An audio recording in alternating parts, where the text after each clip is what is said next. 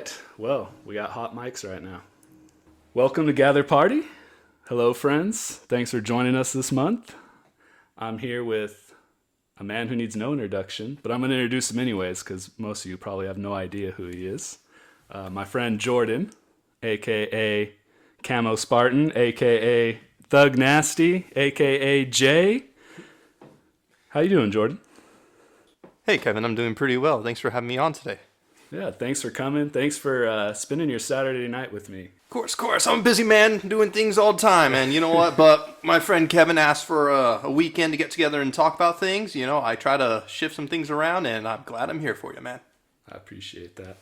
I also appreciate when I first asked you to come on this podcast, and your first statement was, wow, you've hit that point in your life where you're 30 years old and need a hobby. And I just want to say I'm not 30 years old yet, but I did need a hobby. And this has been a passion project that's been an idea for a while now. Yeah, no, just pulling your leg about that, man. I'm just noticing a lot of people my age or our age and stuff like that, they're coming out with podcasts and stuff. I mean, you know, good for them, you know. Give us all, everyone, like, time to hang out and talk about things and stuff and share our thoughts and whatnot with other people, too. Yeah, I feel like COVID, too. There was a lot of podcasts going around during the COVID era of life. You know what? I didn't even think about that, but yeah, that's really convenient. Most of that, you don't probably even need to get like together like with people. You could just like have it recorded through Discord or whatnot, and there's other means to get about and actually talk to people without being fully physical, but could also have limited contact and limited amount of people. You don't need to engage with a whole lot. Still can, but you know what? Yeah, probably was maybe COVID around that period that helped increase like the interest in podcasts. I read an interesting statistic too when I was like looking up how to make a podcast, and it was, I want to say maybe like 90% of podcasts that are created don't go past episode 10. So that's become my goal, is to try and make it to episode 10, because that seems to be the threshold that you have to get past. It might be a lower percentage than that. 90% might be high, but it was a high percentage of people don't make it past the 10th episode. Hey, well, you know what? If we just keep 10 episode seasons, like, we'll never need to worry about getting past episode 10. Yeah, and right now I'm planning on only doing one episode a month, so that's a long time. I mean, that would be 10 months of doing this. So hopefully I can keep after it. Yeah, we got a lot to talk about in this episode. Brought on my friend Jordan, the master of movies, all things movies, and also a gamer for a while. Since I met you in college, which was in 14 I met you? It's been 20... I started Merced College over at, 2012, 2013? Yeah, so it's been... It's been 10 years, man. Bad at math. 10 years. It's been 10 years. What games were we playing back then? That is a good question. Thinking off the top of my head, I remember we were really into Blops, right? Black Ops? Yeah, Call of Duty was definitely a staple back then. Oh, for sure. I remember we played a lot of Mass Effect 3. Mass Effect 3, that was pretty rad. We brought out quite a few TVs in the living room just so we could all play a little LAN party or whatnot. Yeah. Let's see, what else? Fighting games were big in college too. We played a lot of fighting games. Probably the most fighting games I ever played in my life was during college. Tekken Tag 2, Tekken Cross Street Fighter. What was some other ones? Smash Bros was around that time, no? Was it? It was it was like 2014. It was Wii Brawl, I think, still. Still the Brawl era? Yeah. Okay. But yeah, we did play a lot of that too. Yeah, because before college, I think the only fighting game I really played was Super Smash Bros. You know what? We did a WWE game. And UFC. Yeah, we did and WWE and the UFC. Yeah, I specifically remember the WWE one because we went to go see a luchador or a pro wrestling match one night, and immediately after, we were so hyped. We went to go to the GameStop, picked up whatever current year WWE game was out that year, and after like playing it for a bit, I think we never touched it after like a week after that like thing we saw at at the Boys and Girls Club in Merced. Yeah. Yeah. I can't remember what the name of the company was that was putting it on, but yeah, it was real backyardish. They opened up with an 8-man fight. Yeah. And some guy got thrown onto a pile of chairs in the audience. That was pretty exciting. Yeah, it was super entertaining. I remember going in with low expectations of what we were going to see, and I was impressed. But yeah, that 8-man brawl to start the thing off. Really set the tempo for the rest of the show. Gosh, I think I want to go to a live wrestling match again, at least once in my life. There's one guy I want to see. There's a meme that was video game shared around for a bit about a guy, or it's like you say wrestling is fake, then explain this, and it's a guy whose whole persona is that he's a pizza man, and he spins a pizza as he fights you, and he fights you with a pizza, like a dough. And it is just absolutely ridiculous. He's like spinning it in both hands. He like throws it in the air and like throws you down and picks up back his pizza, slaps you with the dough. It's pretty... You know what? I won't doubt wrestling ever again, man. It's not fake. There's no way you can fake that. Yeah. Well, I mean, obviously, you know, it's some parts of it are fake and scripted, but I mean, a lot of it, I mean, it's a lot of athleticism involved. And faking a fight is very difficult. I think the term they use for that is they're not necessarily faked, but they're fixed. They're more or less predetermined outcomes or such, and they get to the scenario they need to create that.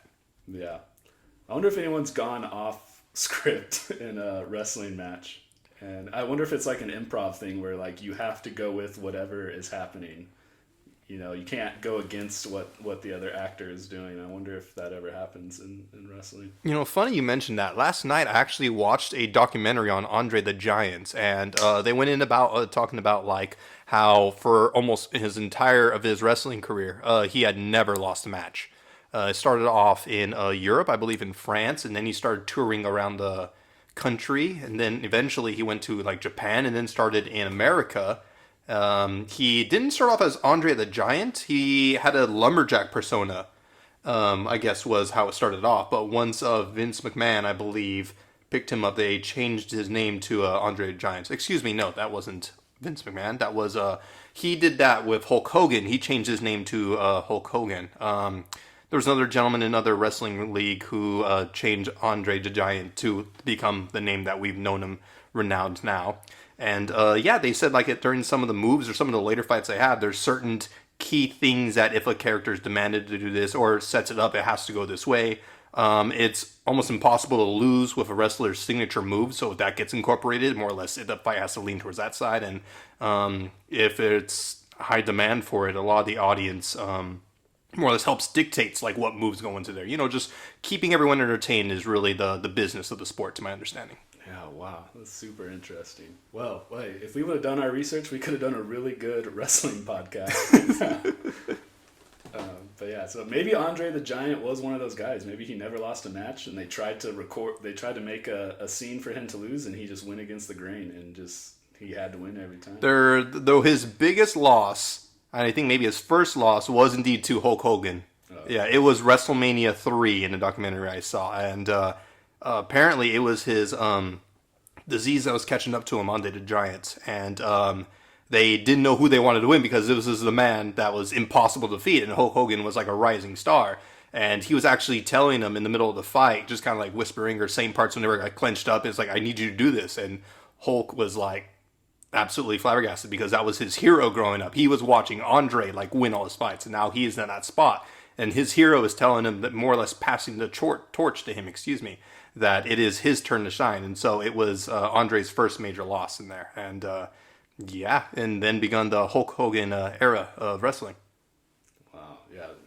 It's crazy how long wrestling has been going on now. Because I think it started like late 60s, probably even before then, but I feel like that's when it was starting to get televised. Oh yeah, for sure. Late 70s, early 80s.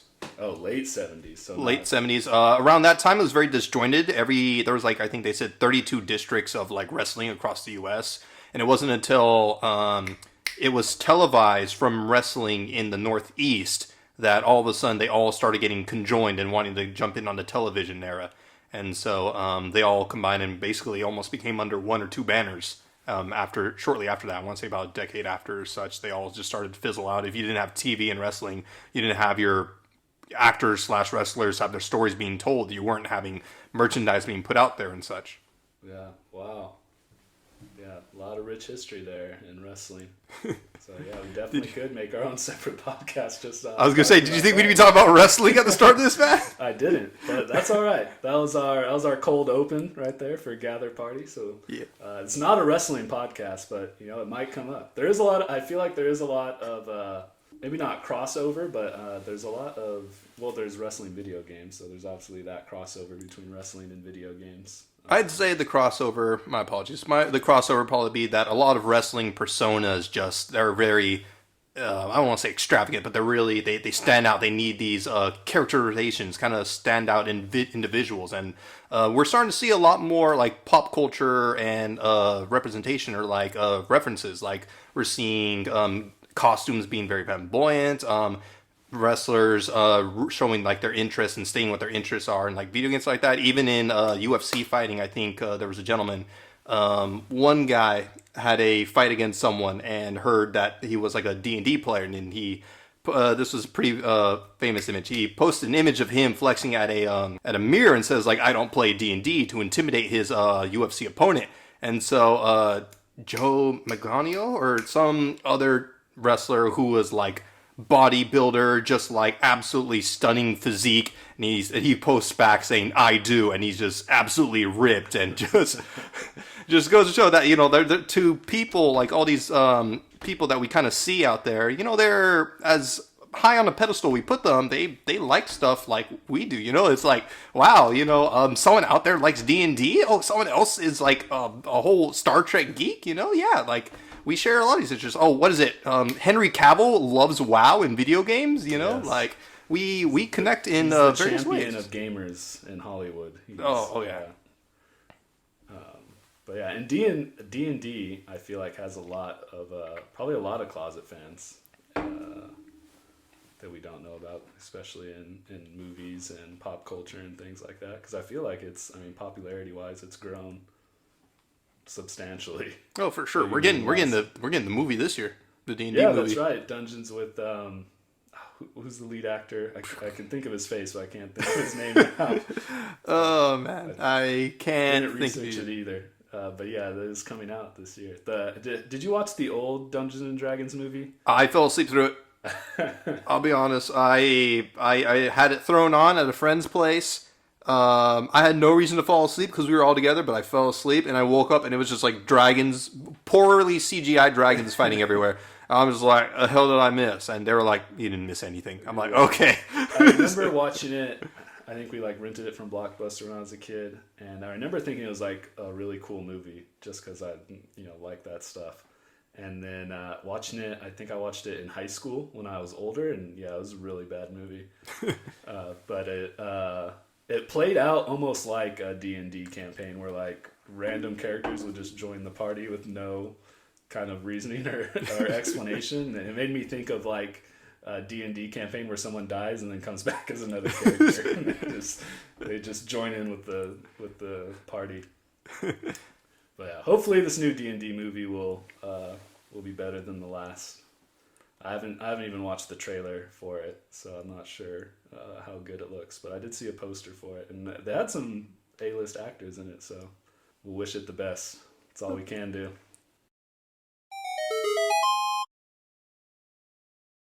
All right, so Gather Party. This is a video game podcast. That's right. Yeah, that's right. Well, video games and other things. I wanted the name to be a little bit ambiguous so I could talk about other things. Didn't want to put myself in a box, but I knew I needed something that was at least a focus to be keep me. What's the word? Kind of like a niche. Niche or niche, however people pronounce it. Do you pronounce it niche? Yeah. Or is that the only way to pronounce it? As far as I know, it's niche. I mean, you're allowed to say the word however you want. I mean, I have funny words I say in funny ways all the time. But yeah, and mostly just wanted an excuse just to bring my friends on and talk about video games, because I feel like whenever we do get together, after our long hiatuses of being away from each other, we just sit around and talk about video games. While we play a game. We should have just had our phone recorders on the whole time, dude. We would have had several episodes already. Yeah. So that was kind of the inspiration behind me wanting to do a podcast. So just wanted to have a space where I can talk about things that interest me, have my friends on. But yeah. Any video games that you've been playing recently in the last month? Yes, months? Actually. There's a few I played. A couple of them actually reached their 10th anniversary, with one of them coming out with a Ultimate Edition just last year. I would say as far as a new game I've been playing Bayonetta 3. I've been a big fan of the Bayonetta series of video games, actually. Been playing since the first game dropped for the 360 and PS3 back in the late aughts, about like 2009, such around that era maybe. Yeah. And then after that, true story, I actually bought a Wii U solely for the sole reason so that I may be able to play Bayonetta 2. Other people said, oh, Mario Kart, oh, Smash Bros, oh, such and such. I heard Bayonetta 2 was only coming out for the Wii U. I was like, that's it, I'm getting it. The action gameplay is quite astounding, and they raised the bar for the gameplay each game, and it's just super, super engaging. Very similar to the Devil May Cry series of games where they're just hack and slash action combo oriented. Platinum Stars really delivers on the combo games that they come out. Metal Gear Rising Revengeance is another combo oriented game they came out with. Really just wants to push you to get that high grading and just how far you can go along with different combos you can incorporate into your enemies. Bayo 3, if I was to rate it amongst the other three I played with, I would say it's right in the middle. Bayonetta 2, in my opinion, is my favorite of the Bayonetta series. That one was actually up for Game of the Year back when that came out. There are some opinions of it. Some people aren't a fan of the combo aspects for it in the sense that it wasn't too air juggling friendly. Bayo 1 and in Bayo 3, air juggling combos were quite popular, and more or less the idea of it is you just want to keep and extend your combo and such like that. Bayo 2 also incorporated combos, but not as much air juggling combos, so it was harder to keep your opponent always in the air. You might combo them on the ground after they've been juggled in the air just for a bit, but still, I think the story in there is absolutely solid. 3 dropped the ball a little, in my opinion, though. Story-wise or gameplay-wise? Gameplay? No. Gameplay was great. They introduced more or less a kaiju mechanic, more or less, where you can summon demons mid-fight and have giant kaiju battles in the background as you are fighting.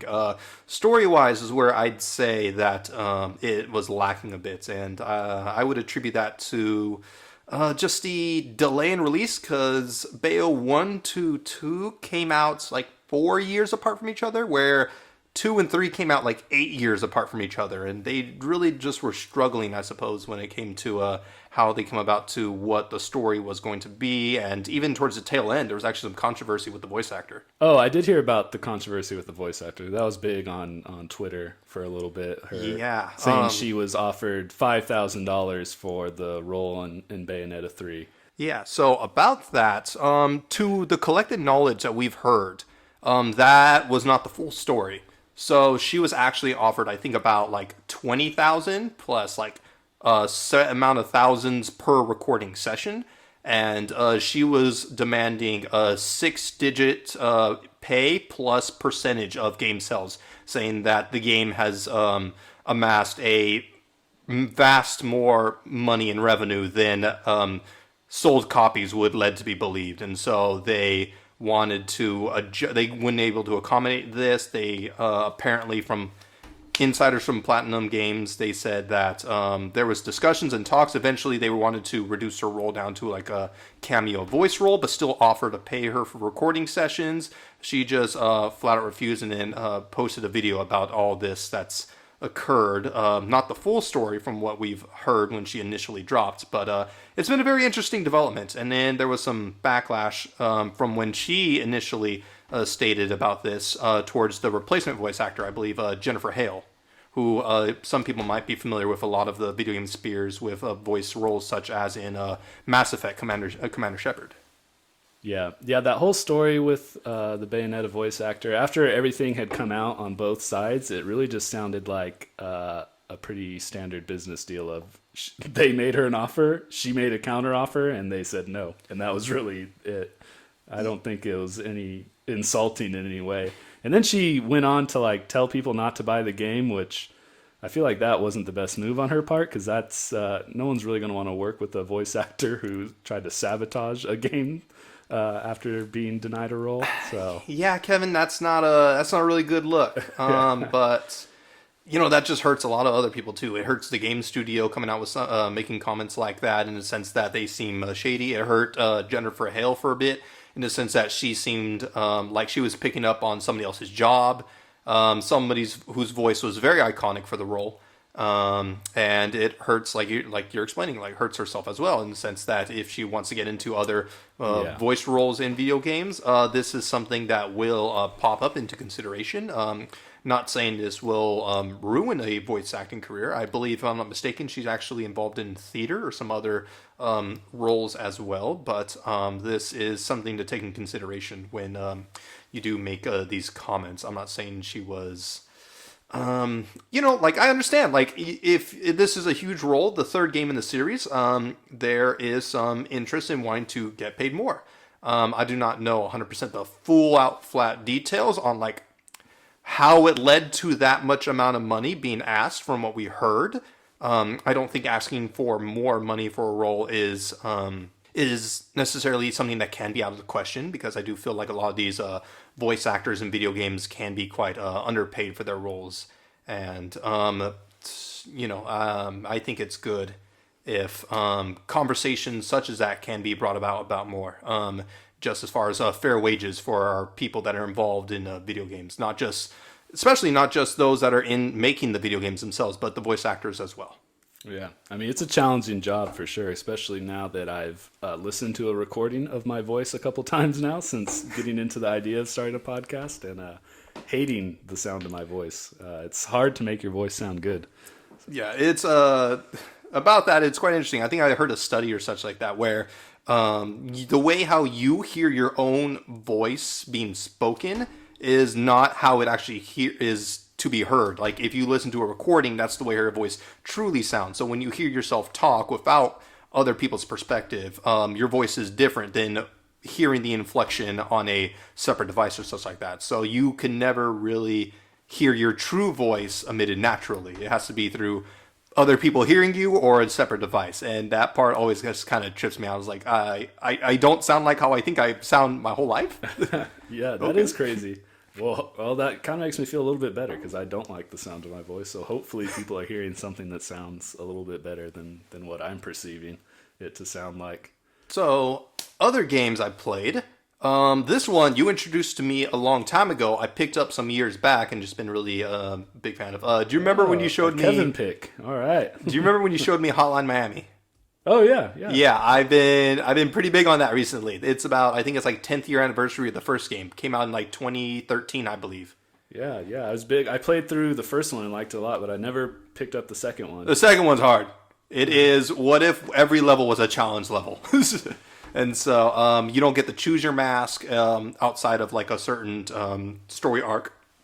And they really go down in with the story aspect for the second game. The first game, the story is a lot like Dark Souls in the sense that there is lore, but it won't bother explaining the story to you in a sense.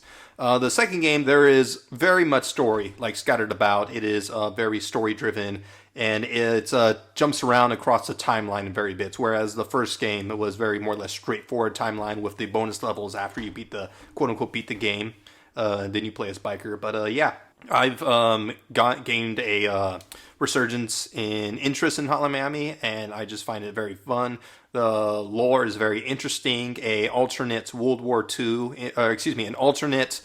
history in which Russia wins the Cold War by nuking San Fran and invading Hawaii. Eventually, a peace treaty was brought about between Russia and America.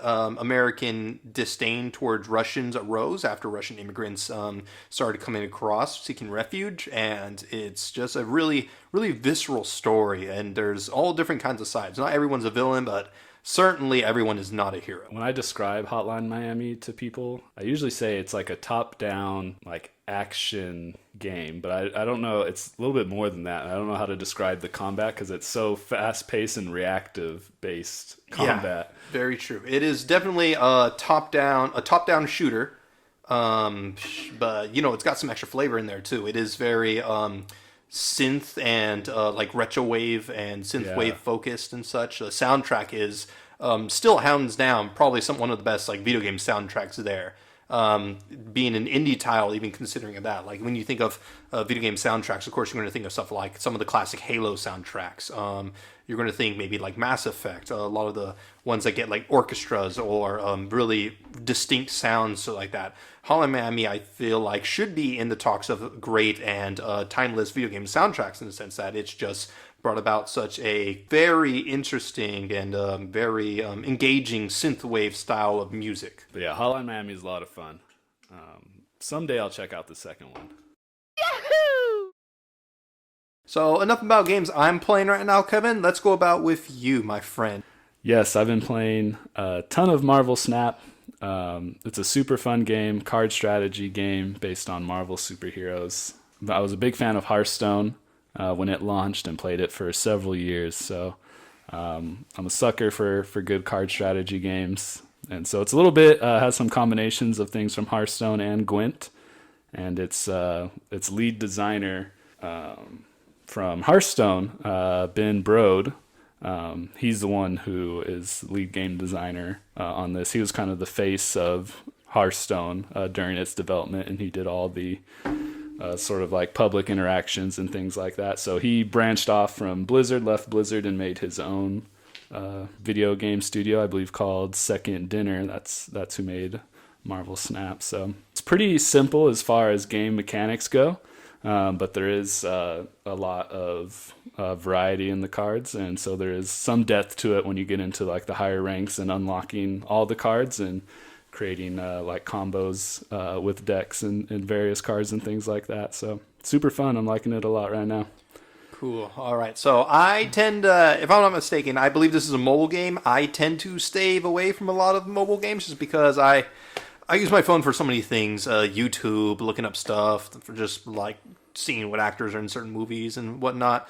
So just having a video game or a mobile game on my phone is just another portal for me to just get way too invested into that thing. So how about tell me a little more? Like what are some like things that you would consider meta or like very popular in like card games, like the term staple, so things that are very common for like meta decks to run to be competitive and whatnot. What would you say would be some meta staples or some current threats in competitive builds for Marvel Snap? Yeah, the one that comes to my mind right now was the card Leader, based off the Marvel character Leader, which I have no idea who that is. Are you familiar with Leader? I'm pretty sure that is a common enemy against the Guardians of the Galaxy. Okay. No. He does look like a Martian. No. Okay, I remember now. That is the one of the Hulk's nemesis.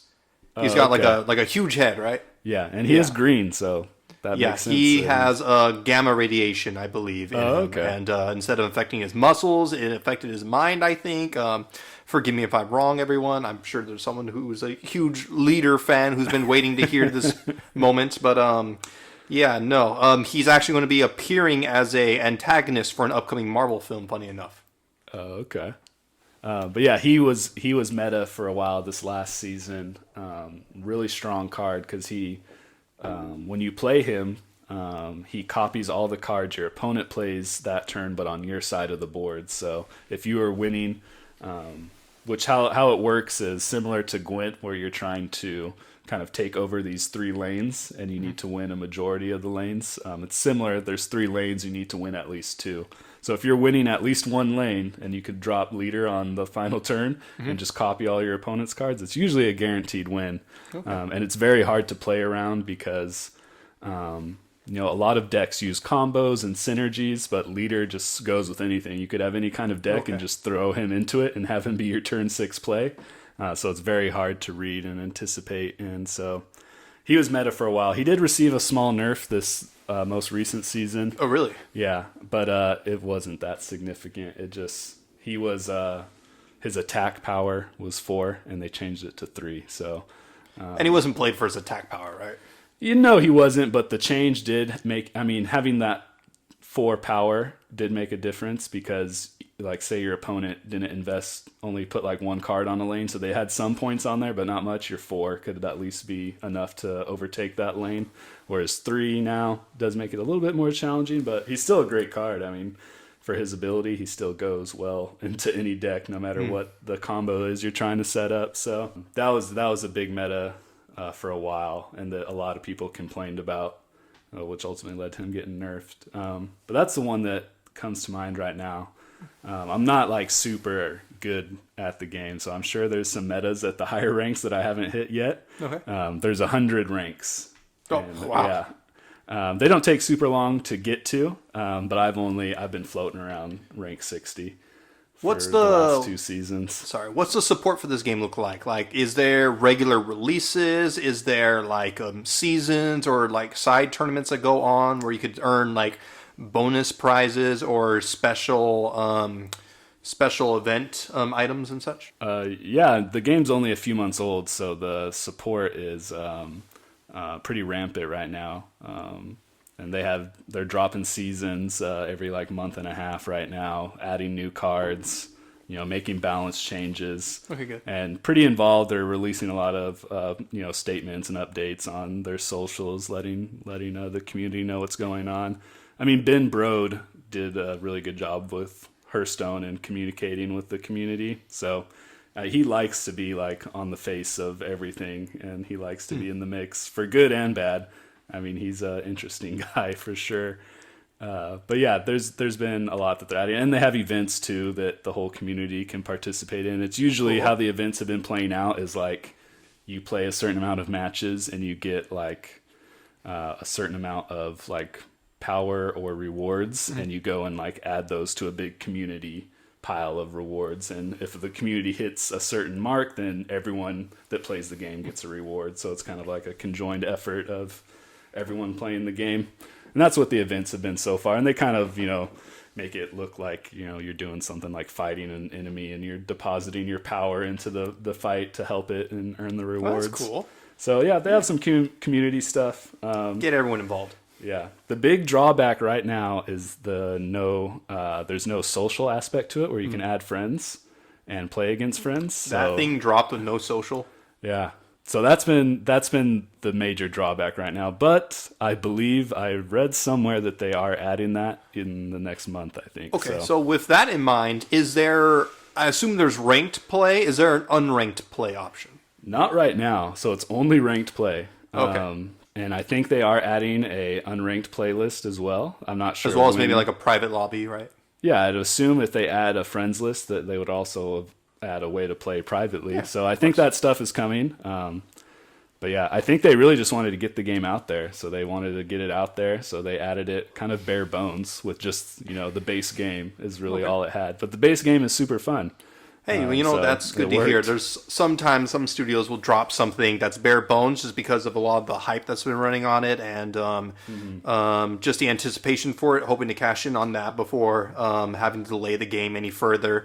So that way they keep the public interest up and stuff like that. And sometimes that's the way how it feels with a lot of these Marvel or Disney-owned properties sometimes, like Star Wars and whatnot, where they just want to be like keeping the interest up. So they'll release something instead of making people wait forever for certain things, and they can come out with very minimal stuff. And so you just got to really rely and hope on that there's enough engaging things within the property for it itself to keep its audience entertained. Of course, very grindy games like that, after a while, you realize that you've been playing the same material the whole time and that you really just need like new stuff to keep you engaged and interested in. So if I'm not mistaken, you said there was like a whole bunch of support in leagues and not leagues, but ranked and alternate stuff you could win, some characters and whatnot. So as long as there's like a pool or a collection that didn't come out with just a very limited set, if there's stuff to grind towards, that tends to get a lot of people going. So that's cool to hear.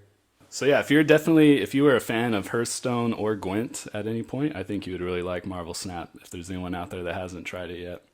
And you can also play it on PC on Steam, so that might be your alternative to not having it on your phone and sucking all your time. You could put it on your PC, and then you just play it when you're at home and when you're sitting down to play games. If it comes out for Switch, maybe we'll start talking. I mean, that's my leeway. It's not phone, but it's better, and it's not. I mean, it's a console and it's to the go, so we'll see. All right. So one thing about Hearthstone, I believe that I've overheard is that there wasn't necessarily a ban list in its entirety. I'm not sure. If I'm not mistaken. I've never played Hearthstone, but I know some card games. There are some things like Pokemon and Magic the Gathering. They tend to have a cycling ban list in the sense that after a set amount of time has passed, certain cards or certain things that were used become phased out. There's a couple of reasons for this. One of them could be, of course, just trying to make sure that we keep the competitive players buying more product and whatnot, telling them, hey, the stuff that was really good and competitive, it reached its time, so now it's not playable anymore in the competitive aspect. Of course, always playable during a casual game, whatnot, but as far as competitively and being used in official play, it's a consideration that you will have to deck build without that. And same thing, yeah, as stated in Pokemon. However, for something like Yu-Gi-Oh, I know that they had originally, every card is a consideration for a ban. There's never been cards cycled out. So every card that's ever been printed may be legal or are banned, or can be banned. So originally when this game came out, it was one unifying ban list. The OCG is what we called Eastern and Japan-based play, and then the TCG, which is Western-based play. They had a unifying ban list, but at one point, consideration since in Japan, the cards came out printed there first before they got localized anywhere else, and there typically would be something like a 2-month period before some people would get these cards in the West. So some cards that came out over there with an upcoming ban list became, I guess you would say, broken much faster. So there'd be cards that be banned or hit on a ban list there that would get hit before we even would touch it in the TCG here. And then one thing the company would also do, they'd release TCG exclusive cards to combat this. Oh, well, you guys get these cards before the OCG gets it. And so with that in mind, we'd have combos that they wouldn't have. And they wouldn't get those for maybe a couple of years themselves either. So at one point, they ended up diverging the ban list to be for the OCG and the TCG. And so Master Duel, which is similar in the sense of that it is a card game you can play online, kind of like Hearthstone, stuff like that, but with its ban list that is a combination of TCG and OCG. Originally, it dropped with what was exclusively for the OCG, but as new card sets come out every few weeks like that, they slowly sprinkle in some cards, and so there's a monthly ban list for this game. So it has its own unique ban list compared to both the TCG and OCG. So the problem with this, when it comes to other games, is that without a ban list or such, power creep becomes a very big problem in the sense that cards that originally came out or techniques that originally came out when something dropped tend to not become as powerful when the game goes on, because things that don't necessarily get banned or hit, sometimes this game's philosophy is just, well, make something better than that, so that way people get those cards. And with all those new stuff coming out, a lot of the original stuff tends to get phased out, not because they're getting banned or such, but it's because they're just not viable. Did you, in any sense, when you were playing Hearthstone, have a sense that there were just some cards that just weren't viable, or it's always been the new cards that were the cards that were the go-to for deck building? And could you see that for Marvel Snap as well in the future? Yeah, there was definitely cards, that new card cycles that would happen in Hearthstone, where those cards would become the meta and kind of take over decks. Nothing ever got banned in Hearthstone. They did have a way of kind of sunsetting some cards, but they didn't remove them completely from the game. They created alternate playlists where kind of, I can't remember the name of it, kind of like a legacy playlist where anything goes. And then there was the seasonal playlist where it was like you can only play cards from the most current season, maybe one or two seasons before that, or one or two expansions before that. So I don't know what Marvel Snap is going to do. I imagine, since Ben Brode is the lead kind of designer of the game, he's not going to ban cards because they didn't do that in Hearthstone. So yeah. I'm sure Marvel Snap's going to take a pretty similar approach. And yeah, it's interesting. Games like Yu-Gi-Oh! And Magic, and I mean, they have circuits all over the world of people playing these games. Yeah. Which obviously Marvel Snap and Hearthstone have people all over the world playing it too. But I mean, it's a little different, I feel like, because there's not as many cards as those games, because those trading card games have been around for much longer than Hearthstone and Marvel Snap. It'll be interesting to see. I don't think Marvel Snap will ban any cards, but you never know. I think after a certain point in its lifespan, however long this game kind of keeps momentum and people playing it, if it goes on for years, they'll probably do something similar to Hearthstone where they create kind of separate playlists that only include certain cards that you can use, which I guess is ultimately a ban list, but I don't think they want to ban cards where it like takes them away from players because people like spend money on them. And I don't think they want to take away things that people spent money on, because that's never a good feeling when you're getting things that you paid for taken away. Yeah, but I feel like it's also just a consideration sometimes. But there might be cards that are just so much of a problem. But sometimes game developers might not realize that they're releasing a card that does seem strong, that they want people to invest in, but that there's some unforeseen combo or such as that where it just becomes a detriment to the play experience for other players, and people do not want to play against a deck or against a card that just seems a guaranteed win for your opponent. Things could just be very swingy and such. Yeah. And so sometimes there's a couple ways to go about it. There's erratas that can happen to help lower the power of the card, so that's a way to keep it in play without it being outright removed or such like that. But then there's also just releasing more powerful cards to combat that, so then you just got the power ceiling to worry about. So this card's powerful, now we got to release a card of equal or more power. So yeah, I think too with banning cards in Yu-Gi-Oh and Magic, that's more so because they have the actual printed cards, and it's hard to kind of regulate that. If you make a change to a card, you have to print new cards and tell players they can only use that new printed version of the card. Whereas Hearthstone and Marvel Snap, it's all digital. They just go in there, they patch it, make the adjustments to cards, and I think that's what they're going to do. If there is a card too powerful, like the card leader I was telling you about did get nerfed. It did get its power reduced. It was a 4 power, so when you play it on the board, it would give you 4 power to that lane that you played it on, and then copy all of your opponent's cards, and they reduced it by 1, so it was 3 power, which isn't like a huge change, but it was enough to at least prevent it from, if they had a small amount of cards on that lane, your opponent, the leader wouldn't be able to win that lane on its own, and then also getting the copy of whatever the opponent played. Okay, so it's still strong, but not unbeatable. In fact, more easily to be defeated now, right? It could definitely be played around. I mean, you can also, if you're winning 2 lanes, just not play anything. And if they drop it, then it's not going to do anything. But it's just so hard to predict that. And since it goes into like any deck, no matter what the combo or synergy of the deck is, you can kind of put it into anything. It was hard just to read if someone was going to drop it on the final turn.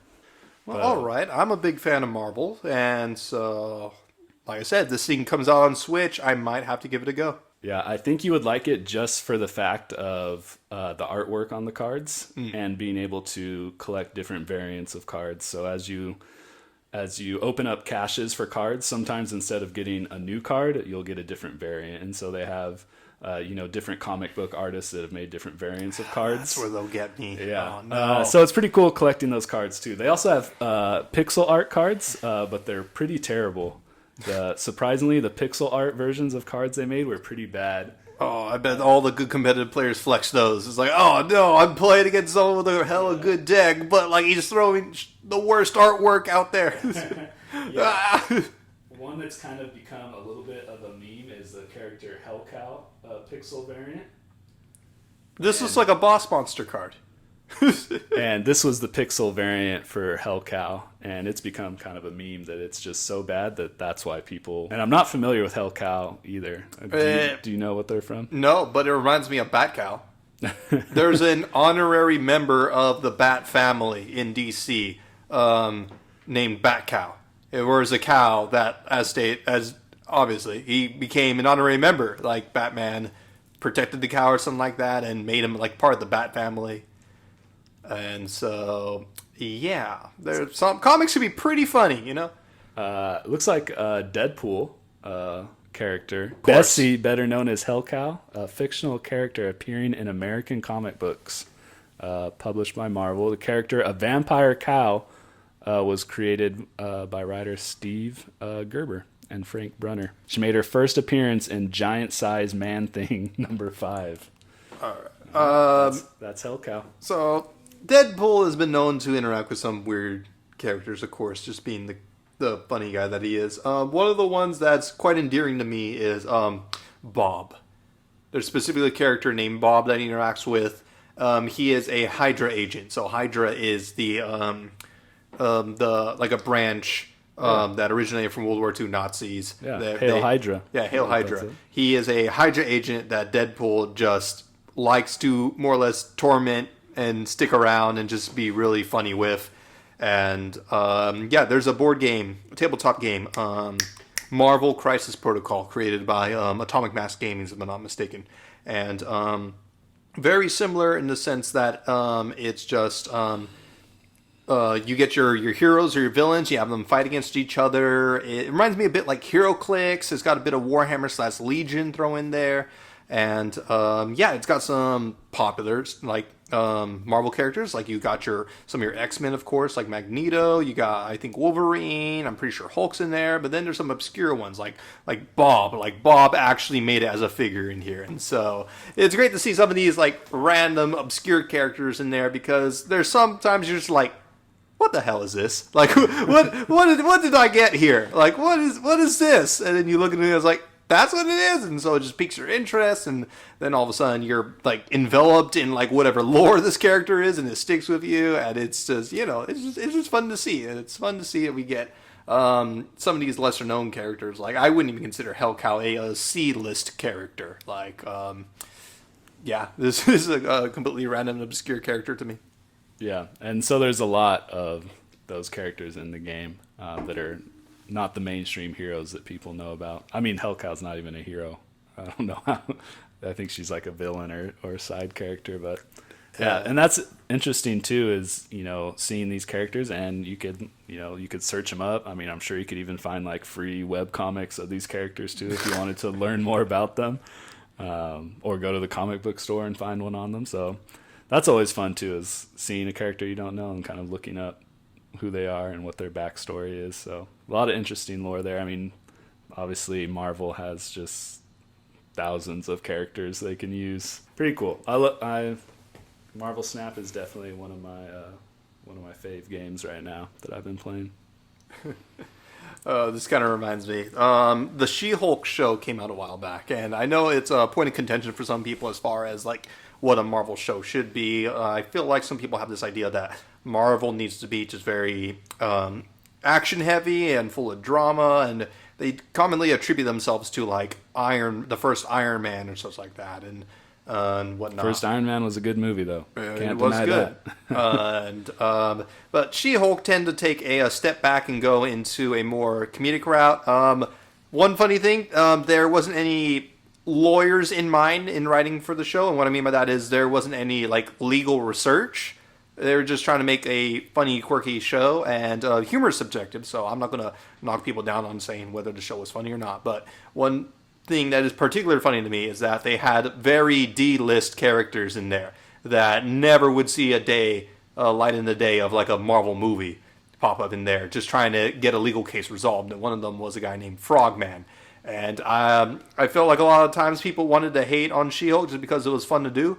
For some people, I don't understand why. I mean, this show didn't take itself too seriously, so it didn't bother me none. I thought it was just some fun show to just watch, I didn't have to watch, like some superhero stop the bad guy from destroying the world and activating the ultimate thing to destroy and eliminate all mankind. It's like, oh, She-Hulk's just trying to solve this case here. Like, it's like, oh, she's just being a lawyer. Why not? Things gotta keep it various every now and then. Anyway, so like Frogman is a very D-list character, like same category I'd call it Hellcow, and there'd be some people online that'd be like, they destroyed Frogman. I'm like, you are literally the only Frogman fan in the world. Like, nobody gave a crud about Frogman. Like, it's not on anyone's radar, and there was people out there defending them, saying like, oh, like, why would they do this to him? Like, yeah, no, nobody was excited about Frogman. Anyway, sorry about that tangent. What are some other games you're playing? Other than Marvel Snap, I've been playing Fallout 4. I've been trying to do a modded survival playthrough of Fallout 4. getting hyped for StarField, so I thought I'd boot it back up. I've played probably hundreds of hours of Fallout 4, but never done a survival mode playthrough from like start to finish of like the main story, and been trying to do that. It's been pretty grueling though. I haven't played it in about a week now because I was just getting too frustrated because no fast travel and no saving. No quick save. You could save. What? No fast travel? You could save by sleeping in a bed, but you don't have the option to quick save or save manually. So you have to sleep in a bed to save. So This is survival mode, right? yeah. Okay, so you have like a food management system in there too, right? And that's not bad. That's easy to manage. But the no fast travel and no saving, and then the combat is enemies are a lot more lethal, and you're a lot more lethal. So gunfights are pretty fast and lethal now. So you really want to avoid as much damage as possible. And Is there permadeath in survival mode? no permadeath? I mean, you could make mods that add permadeath. Okay. I mean, you could also just make permadeath yourself and just stop and start a new character when you die. But that's way too hardcore for me. I No couldn't do lie, that was one of the things that deterred me when I was trying to get into Fallout series. I tried to get into Fallout 3, but I did not want to because I heard about permadeath for your allies. So if your ally dies, they are dead. They cannot come back. And I cannot play knowing I cannot guarantee the survival of quote-unquote story important characters. So I was not wanting to dip into that. The one game I did play was the one that did allow companion survival, which was Fallout New Vegas, which, funny enough, I heard Obsidian is still interested in trying to make a sequel to that game. Really? Yeah, because if I'm not mistaken, originally it was Bethesda that made the game when they got it from when they transitioned it from the PC game that was only just like a text-based, like a top-down kind of deal. Yeah. Very similar to like the early Diablo games and into like what it is now, the open world RPG stuff. And I know Obsidian picked up, they were like the second-hand studio that would pick up some games. One of them that they did was the KOTOR, Knights of the Old Republic. They picked that up from BioWare. They made their KOTOR 2. And the other game I recognize them for, it's when they did Fallout New Vegas. Fallout New Vegas is pretty fun. I think I drove past one of the towns recently, or like last year or something like that. And I was like, oh, hey, Fallout New Vegas. But yeah, no, Was they it allowed... Las Vegas that you drove past? I flew into Vegas, actually, last year. I forgot about that. But Boulder City, I think, is in New Vegas. what are some more south? Was Novak a city? Novak is in New Vegas. Might It's have a been. settlement in New Vegas. It's so funny how some of these like names for like places like come about and stick with you and such like that. But yeah, no. New Vegas was a pretty fun venture. That was one game I did not complete. I know last Kind time of one of the more fan-favored Fallout games. Yeah, funny enough, it still has its fans. Like people, sure, there are people out there that like kind of like the permadeath, more survival, I feel like aspect of like Fallout 3. There's people that really just like the different turn that New Vegas kind of took. If I'm not mistaken, New Vegas introduced the point system for winning rather than the percentage that was introduced in Fallout 3. Because you could have succeeding on stuff in Fallout 3 was based on a percentage. So you could have like 80%, 90% on a speech check, but still fail. Whereas in New Vegas, you just needed to have a certain amount of points allocated to that skill to just pass and stuff like that. Yeah. I have not ventured into Fallout 4 myself. I realize when I start playing open world games, I get heavily invested in them, and I'll try to. I'm a completionist for a lot of games I play, so I try to do like everything in the games. And games like Fallout 4 and Skyrim are games I am just absolutely terrified to play because I will not stop playing for months because I want to do everything in there. The last game I did something like that for was The Witcher 3, and oh my gosh, that was such a wonderful side quest game. So many side quests to do. Yeah. I used to be that way with games. It's a lot harder now to be a completionist when you have a kid. Don't have as much time to play games, so I'm more into playing a game, getting the most out of it that I can, and moving on to the next one. I still like to finish games. I hate playing a game and starting it and not finishing it. So I do a lot more research now on games where I used to just, if a game sounds interesting, I'm going to buy it and play through it. And even if it's like a mediocre game, I'll play all the way through it. Now it's like I research a little bit, and if a game seems like it's going to be not what I like, I won't even buy it and play it. Where Understandable. I used to be like, oh, I'll play even games that I heard was bad. I wanted to play them just to see what they were like. Whereas now I can't do that anymore. Do you remember when we were roommates and we went into GameStop and we were looking at the clearance bin or like the pre-owned bin, and they had what was it, like buy 2 get 2 free or something like that, and you bought 4 of the worst review games in that bin. Yeah. One of them was Duke Nukem, and you said that was not that awful. That was not unplayable. I enjoyed it. Yeah, I remember playing through it and thinking it wasn't as bad. Granted, I paid maybe $4 for it. At most. And I always equate games value to their dollar value to how many hours I put into it. So if I pay $60 for a game, I better be playing 60 hours of it to get my money's worth. So if I pay $4 for a game and can play it for more than 4 hours, I got my money's worth. What was the other game that you said you cannot get past the first level and you just gave up? That was literally unplayable. I think it was like Crisis Protocol or Alpha Protocol. Alpha Protocol was the name of it. Okay, that was a terribly reviewed game. It was supposed to be like a tactical third-person RPG game. Okay. Kind of like I almost remember it being similar to like Deus Ex or Deus Ex. I was just thinking that it seemed and Mass Effect kind of combined, but it was pretty terrible. But it had a really elaborate like skill tree and class systems. I had some really solid RPG elements, but the dialogue and the writing was all terrible. The execution was terrible, and I didn't finish it. It was too bad to finish. I'm sure it has some cult following, and if they ever hear of this episode, they'll probably send me some hate mail. But yeah, Alpha Protocol. I'm surprised you just got to get past the first 5 hours, man. The final 5 is where it really picks up. Yeah. Alpha Protocol. Maybe that could be something we do again and just buy some really bad games. Maybe we'll start with Alpha Protocol. We'll get back up, and I'm sure it's got. I'm sure maybe PC, maybe on Steam. I don't know. It's definitely not backwards compatible on the Xbox One. But yeah, Alpha Protocol. So one thing that was a major change in the Fallout series in Fallout 4 was that your protagonist can speak now.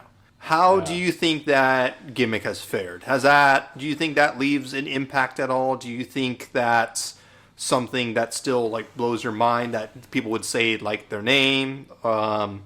Is it not even a noticeable change as compared to video games nowadays? What do you think about that? Yeah, I was a big fan of RPG games growing up, and so I played a lot of RPG games that were text-based and no voice acting at all. And so voice acting in itself is awesome to see games nowadays. Fallout 4's protagonist definitely hindered the game more than it helped it. Really? Especially because Fallout is such... I mean, so many games are called RPGs now. But very few RPGs let you create, a character from nothing and create a whole backstory and things like that. And so Fallout 4, because the protagonist had a voice, and they had to create a lot of backstory for you. And so the game became a lot more linear than previous Fallout games. And so that's kind of a big gripe that a lot of Fallout fans had with it, is the linear storyline and kind of the backstory that was predetermined for your character and made it really hard to role play in that game. Certain games can pull it off and certain games can't, and I don't think Bethesda games are the ones that can pull it off. But you never know with StarField.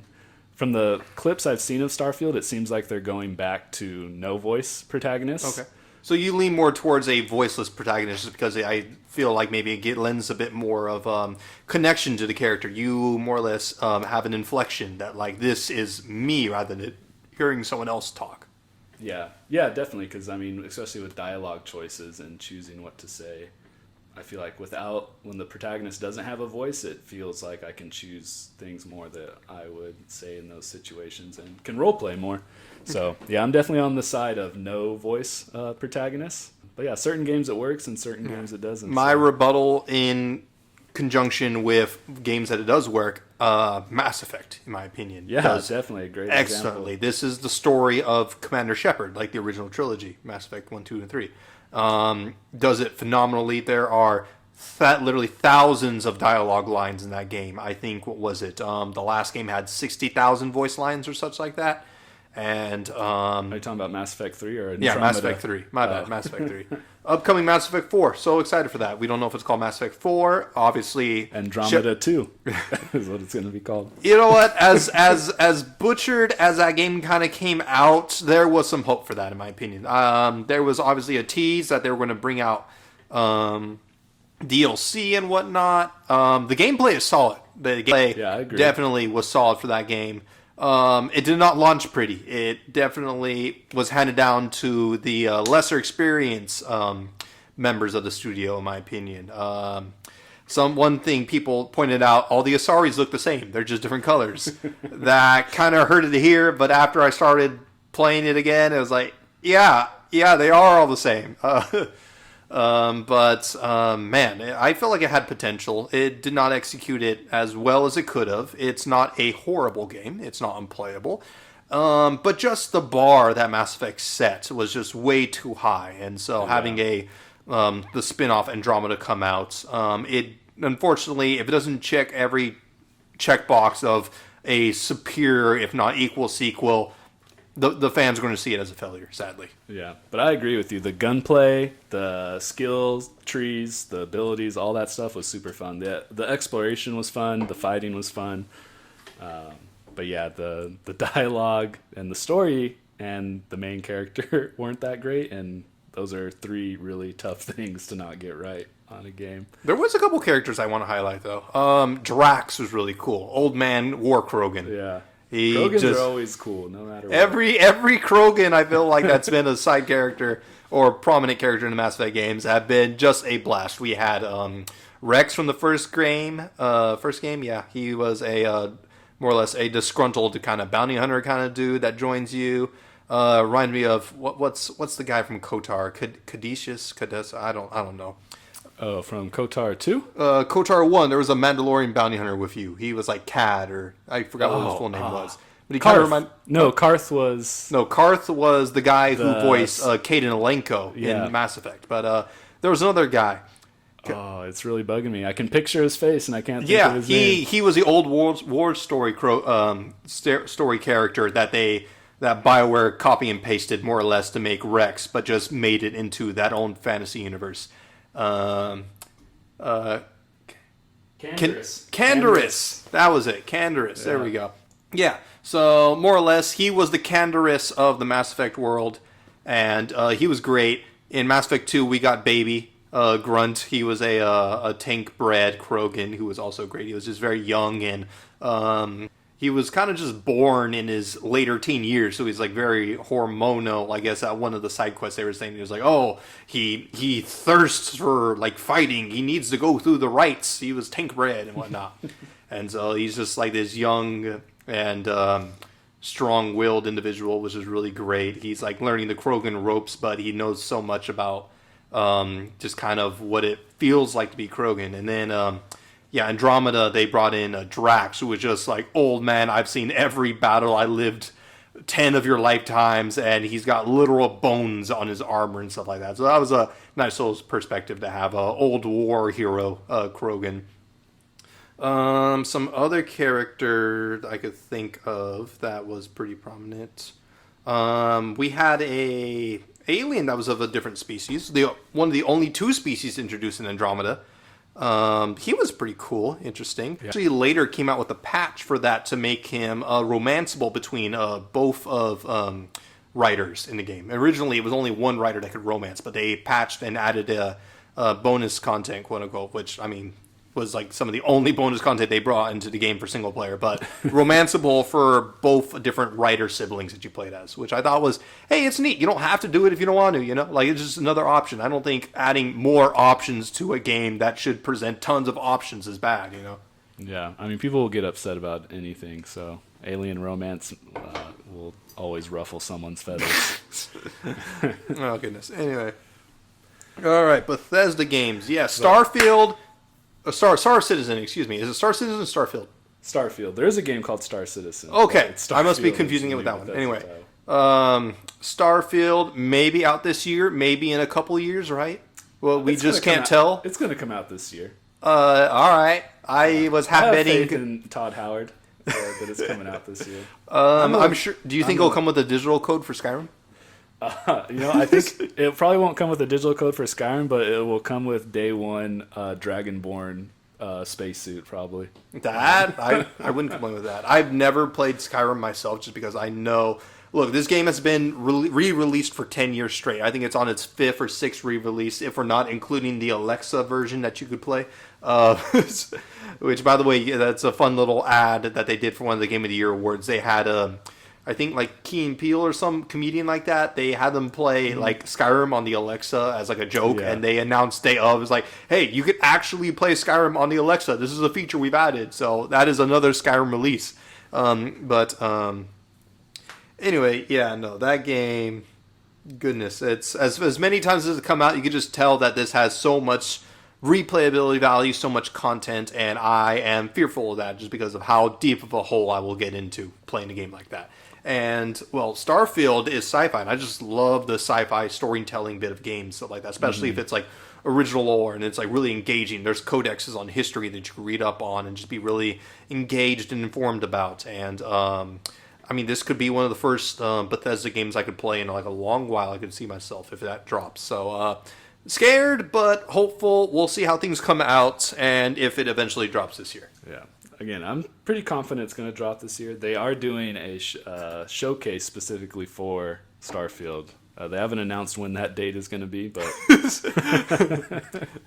Microsoft this year, maybe. just did a showcase of a few games, and they said StarField is going to get their own showcase too. So this, hopefully in the next month or so, we'll get a date for that. Hopefully the showcase itself is in the next month or so. I think right now most people are predicting StarField is coming out winter or the holiday season of this year. With a potential push for early next year, right? That's how these things go.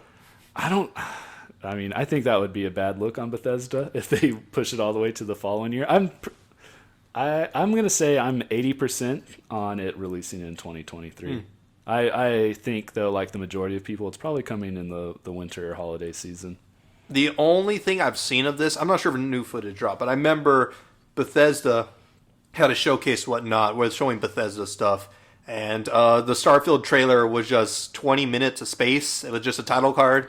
And I'm sorry, but it's just a little hard for me to imagine that they are ready to show more content. Which, I mean, could be a good or bad thing. Could be just like there's a lot of stuff behind the scenes that are happening that they are having a hard time working around trying to get pushed out. And there could be other stuff, too, where, like, it's just that they really want to perfect what they're going to showcase. So, like, the first impression is a great impression, and I could respect that if they want to just withhold everything until the audience will see it when we are ready to show what it's going to look like the 90% build or like the 80% build and stuff like that. So I can understand that. A lot of these studios making these huge RPG games, it's not uncommon for them to delay. There's just a lot of variables and factors coming about making such huge games like these. Cyberpunk, that game was in development for like 8 years, if I'm not mistaken, and it got pushed like 4 or 5 times. But StarField... And still had a pretty disastrous launch. Yep. funny fact. But it's Cyberpunk saw more, not consecutive, what is it, congruent, more people playing at the same time after the show dropped than when the game launched. Oh, really? Yeah, more people played it after the show came out. Have you watched the show on Netflix? I have not yet. Neither have I. I've heard good things about it, though. Yeah, I heard it's actually like not awful. It's pretty good. Yeah. And a lot of Netflix shows are pretty 50-50 on whether they're going to be good or bad. Yeah, and Cyberpunk has really made a 180. I mean, from that launch. It's not completely bug-free, but they've fixed a lot of the issues from launch, and it's a pretty solid game now. It has pretty positive reviews now, so... And they're just dropping like a major DLC, I think, that was announced at the Game Awards. Oh, wow. So there's a lot of hype for Cyberpunk. Yeah, that's right. Keanu Reeves is coming back. Yeah, and I can't remember the name of the other actor. Was it Idris Elba? Yes, Idris Elba. Oh, my gosh, Idris Elba. Oh, that's so great. Idris is a good man. Yeah, so there's a lot of hype about Cyberpunk again. And now they're just dropping DLC so they don't have to worry about a disastrous launch again since the base game is there. But I guess the DLC could be disastrous, but hopefully, it's not as big as a project as a whole game. So hopefully it goes well for them. So might try out Cyberpunk with the DLC, but I mean, there's so many games to play right now. I just can't keep up with it. So it's low on my list. But yeah, other than that, other games I've been playing. Been playing Plague Tale Requiem, which was a Game of the Year nominee from last year. It's a third-person story-driven game, kind of action stealth game taking place in 1300 France with the plague running rampant. And what was a game that reminds me? Dishonored? I'm getting Dishonored vibes from that. Is that kind of similar? No, Dishonored's not too similar to Plague Tale. I mean, Plague Tale is really focused on the cinematic and story elements, with kind of lighter, I wouldn't say like watered down or light gameplay, but the stealth mechanics are pretty simple. It's more so of like you're using the stealth and what combat there is to kind of progress and get to the next point in the story. But the game looks beautiful. It's especially on the Xbox Series X. It's a pretty visually stunning game. So I've been enjoying it a lot, and the story is really good. Really interesting period piece, and has a little bit of the supernatural element with the plague that's running through the story. I feel like there's so many games that just you automatically associate. Is it going to be a modern take? Is it sci-fi in the future, or is it like high fantasy and stuff like that? And I feel like it's a nice little pivot or turn when we get those games that are like, oh, this is era of pirates. Sea of Thieves is really popular right now. Or like if it's like Victorian era, like you were speaking and such like that of the game. Just these eras that you don't see a lot very often in like these fantasy or like these mediums and video games sometimes. Like a lot, like I said. Kind of like a historical fiction. Yeah, historical fiction. I feel like that's a very interesting take when it comes to storytelling. Yeah, especially when like they blend things like a little bit of sci-fi with the historical elements to it. I like those kind of games a lot too. But yeah, so I've been playing that a little bit, and then a little bit of Overwatch 2, mostly just because that's what my friends are playing. So if my friends happen to be online while I get online, that's usually what I end up hopping on and playing. Who's your main? Oh, for each role, I would say. For support, my main is Zenyatta. Zenyatta, okay. For support. For attack or DPS would be, I think Reaper has the most hours on my profile. And then Torbjorn, which probably a lot of people, when they hear those Torbjorn, is that not, I was going to say, like that sounds like a League of Legends character. Like, yeah. what? Which when people hear those two characters, they probably automatically are assuming I'm just a scrub. And I am. I'm not that great at Overwatch 2. And then tank, I think who I have the most with tank, I think would be probably Roadhog, which is another kind of easy to use character. So. Yeah, right. I mean, you got to get into the game somehow, right? Like, I mean, there's some characters that have a higher skill ceiling than others. Yeah. I mean, I've been playing Overwatch since the beta of the first one, but I have never played Overwatch. To me personally, I am not too much into the appeal of it. I mean, it just doesn't bring a draw to me. I mean, I have trash taste in video games sometimes. I mean, I've been playing since not beta. saying Overwatch is a trash game. I'm just saying, like, my opinions for what would draw me into a video game aren't as commonplace as some other people's. Yeah. I mean, and Overwatch 2 is free to play now. It's really, I mean, there was a lot of controversy over the creation of Overwatch 2 because they really took Overwatch 1 and just created a patch for it. Like so they copy pasted it and then put it on a disc and then made it free to play.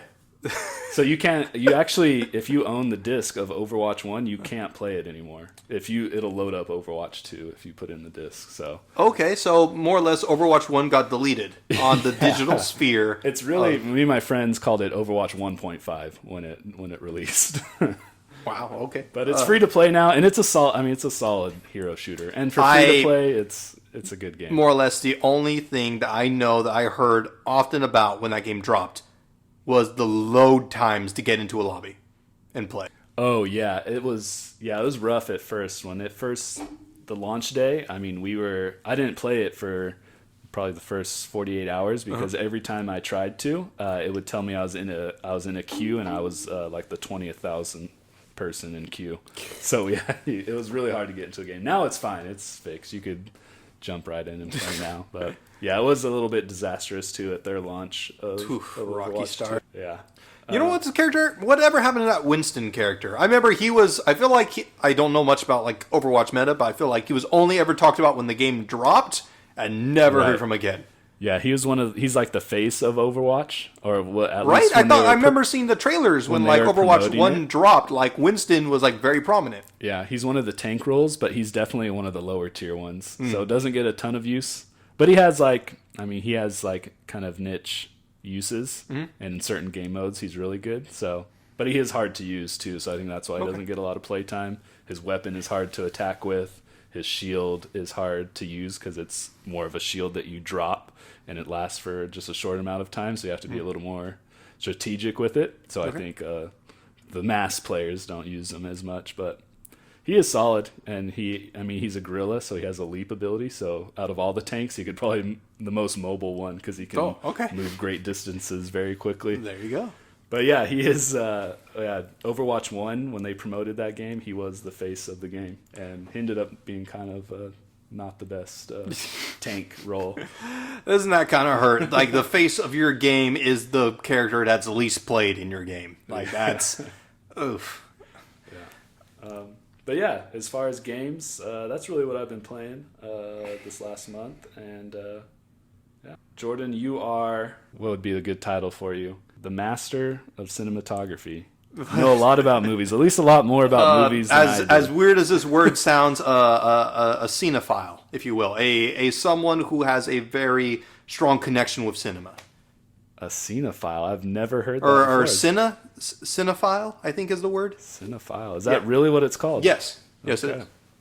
Oh, I won't be referring you to... No, don't worry. You can call... you can go by another moniker if you wish. It is an awkward word just because of half of that is used with a phrase or a word that doesn't sound too pleasing. But what's the last movie you watched? Ooh, last movie I watched. If we're talking about the newest last movie I saw, I went to go see, Missing. I went to go today. So Missing is a very interesting movie. By interesting, I mean that the way how they present the movie is interesting in and of itself. It is a thriller type movie of, guess what, a person goes missing. Anyway, this child, I call her teen actually, she's like 17, 18. Her mom goes over with her new boyfriend, who we find out it might be like a fiance or something like that. Goes over to Mexico or South America for a bit and lets her know that she'll come back on Monday after the weekend happens. And so she's like, okay. And then the weekend occurs. She's at the airport on Monday to pick her up. She never shows up. And so she's trying to investigate to find out what is the interesting niche part of this film and the way it's presented. It's done in a video, in a screen aspect. So you never see people recorded like in a typical movie, like if you were to watch someone performing actions. It's done through Zoom. It's done through text, FaceTime. It's all like video imaging. They're not like live, quote unquote. I wouldn't know how to fully describe it besides like it's screen sharing the movie, but it's a thriller investigation, and there's actually quite a bit of good twists in there. Sometimes you think, okay, the movie is a very common thriller of someone going missing, and it's just this one gimmick. Not necessarily. I feel that the twist it presented itself was very engaging. It had music fits that I feel was appropriate. Sometimes maybe a little too loud or maybe a little over-exaggerated at certain points, but definitely kept you on the end of your seat trying to think of, after that first twist, and then comes out with a couple other twists and stuff like that. Just like really keeps you guessing, like what is really going on here. So you definitely recommend it to anyone who's a fan of thriller movies? So it's a little funny. I would recommend this for fans of thrillers. If you're used to a more traditional way of a movie being presented, this movie may not be for you. I do think people that are looking for a quick thrill, it's still very good. Maybe not multiple watches, if not for the gimmick itself. But still really good. I wouldn't say to skip it. I'd say, hey, you know what? Go ahead, watch it. If you want to wait for like a cheap Tuesday, I know movie theaters have cheap movie tickets on Tuesdays, so go ahead and watch it during one of those days. Go ahead and try it out. Before that one, the other movie I saw, which I think was the first movie of the new year for me, was the Megan movie. Oh, I've heard really good things about Megan. It's on my list to watch. Surprisingly, yeah. When the trailers first dropped for that, I'm not sure you saw, it included a creepy doll, and there was like a dancing bit that she did along with some music, and I couldn't tell what to make of the trailer. Like, is this supposed to be like pure horror? Is this like a thriller? Is this a comedy? You know, like what are they? What's the energy that they're trying to show here? Because it definitely seems like it's supposed to be more or less like an unnerving, like kind of like thriller type movie. But it turned out to be a horror comedy. It leans a little more towards comedy, but it's still really solid in my opinion. And the part that really sold me on the film was by the time in the third climax, there's a speech that these characters have together, or like a conversation they have together. And a lot of times these horror films, I mean, they don't really have like a deep, like a deep message or stuff like that. But this one did have it towards the end, and I appreciate that. You know, like not a lot of times horror films are just put these people in a situation and then have some antagonist that's trying to murder them or something like that, and then that happens. This film was probably the biggest complaint that people tell me about horror movies that they don't like is you watch the whole thing and then the ending is usually just abrupt and no resolution whatsoever. And I know my wife hates horror movies. Mm-hmm. One, she doesn't like scary things, so that's partly why. But she, hates the story arc movies because they usually leave a lot to be desired. No, and I would have to agree for a lot of horror films. A lot of horror films are, I say, they're just like get some teenagers, some people, put them in a situation, put them against someone, and see what happens. Some people I know they'll look at a horror film and they'll be like, well, why'd this character do that? Why'd this character do this? Yeah. And to be honest, if every horror film character did everything right, you would not have a horror film. You'd have 5 or 6 people that had a situation and did the right things and left and lived. Like, people have to make mistakes, and that's what keeps it engaging. That's keep it thrilling. Like, why did you do that? Now you're in a worse scenario, you know? And so that's the part that keeps you invested. Just because they make a bad choice doesn't mean it wasn't an entertaining choice, you know?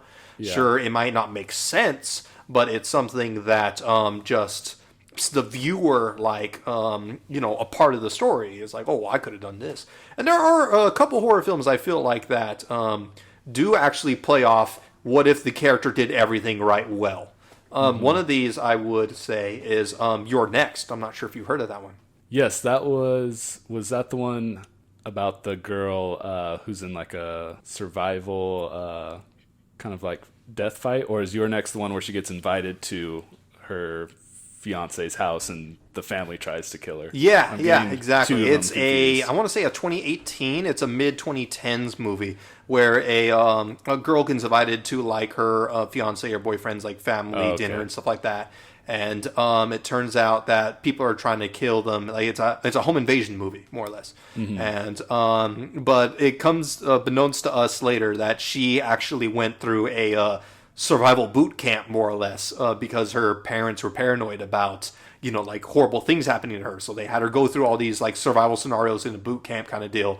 And so she was extremely prepared for these home invasion people. So it was like murder home alone kind of deal. And she made a lot of right and interesting choices, but it was really entertaining. So if you want to see a movie where survival final girls or people do make the right choices, I'd say give that one a watch.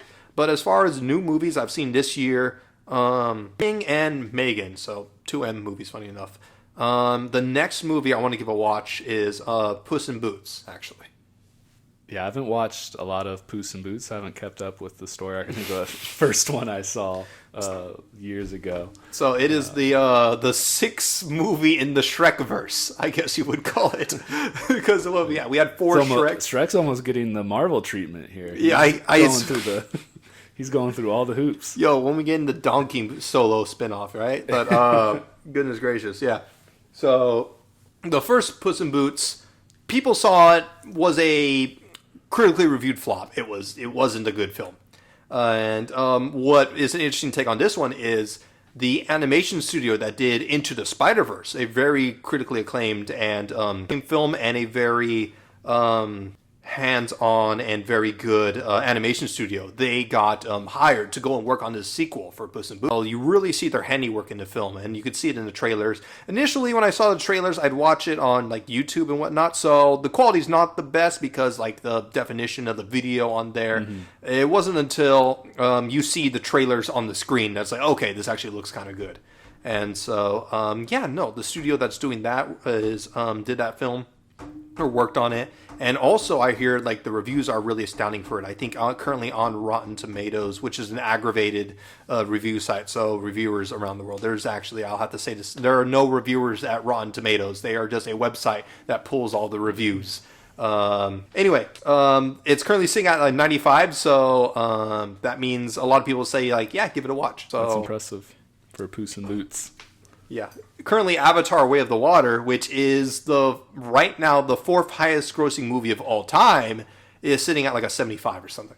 I feel like on Rotten Tomatoes, I mean, a movie between 60 and 70% is still probably a pretty good movie. Yeah, no. And it's interesting how it's reviewed because, to my understanding from how they do their math, the percentage of good or bad is determined on how a reviewer would review it out of like 1 out of 10, and anything that is like I think like a 6 or higher is a good. So all the goods get reviewed with like total out of all the reviews. So if literally every reviewer gave something a 6 out of 10, if I'm not mistaken, that's like 100%. Interesting. Which is crazy math. And if every reviewer gave something like a 55%, it's a 0%. Yeah. So it's more, and you know, it's different things to go into as far as figuring out like what is the true review for the movies. I tend to like critical reviews because I search for things in movies. I don't necessarily go watch a movie to go eat popcorn and just see like a bunch of noise like that. I like trying to, you know, dissect the film, see what its messages are, see what it has to offer. I am really into the cinematic aspect of films and the way it's presented. I tend to like to read reviews and see what viewers have to say because they also put a lot of time into trying to get these films viewed and try to give them critical analysis. And I totally understand that not everyone is looking for the same thing when it comes to films. You know, some people just want to go watch a film that's, entertaining, quote unquote, and full of like action and stuff like that. And I'm not going to knock people down for like what they like. You know, if you're looking for a particular thing and your needs are met by watching this kind of thing or by watching a movie with these things, you know, good for you. I'm not going to force a movie that is very deep and philosophical on you if that is not something that you're looking for in movies. Like, you know, it's everybody has their own tastes, and I can't really suggest films that are outside of your taste and expect you to feel like the same how I feel about a certain film. Yeah. Yeah, definitely.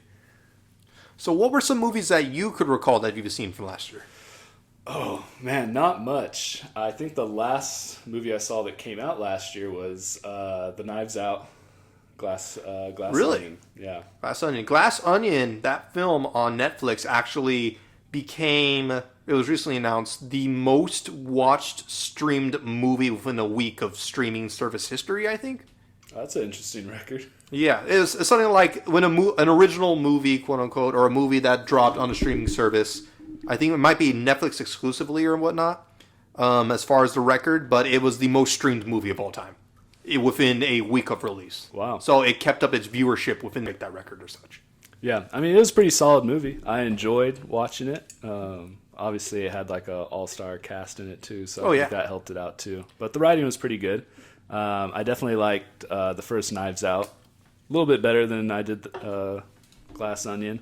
I think both movies are kind of like comedy mysteries. Yeah. I think this Glass Onion leaned a lot more into the comedy than the previous Knives Out, but it worked for it pretty well. And Daniel Craig, he's an awesome actor. So I always enjoy his movies. He is so happy he gets to be that character.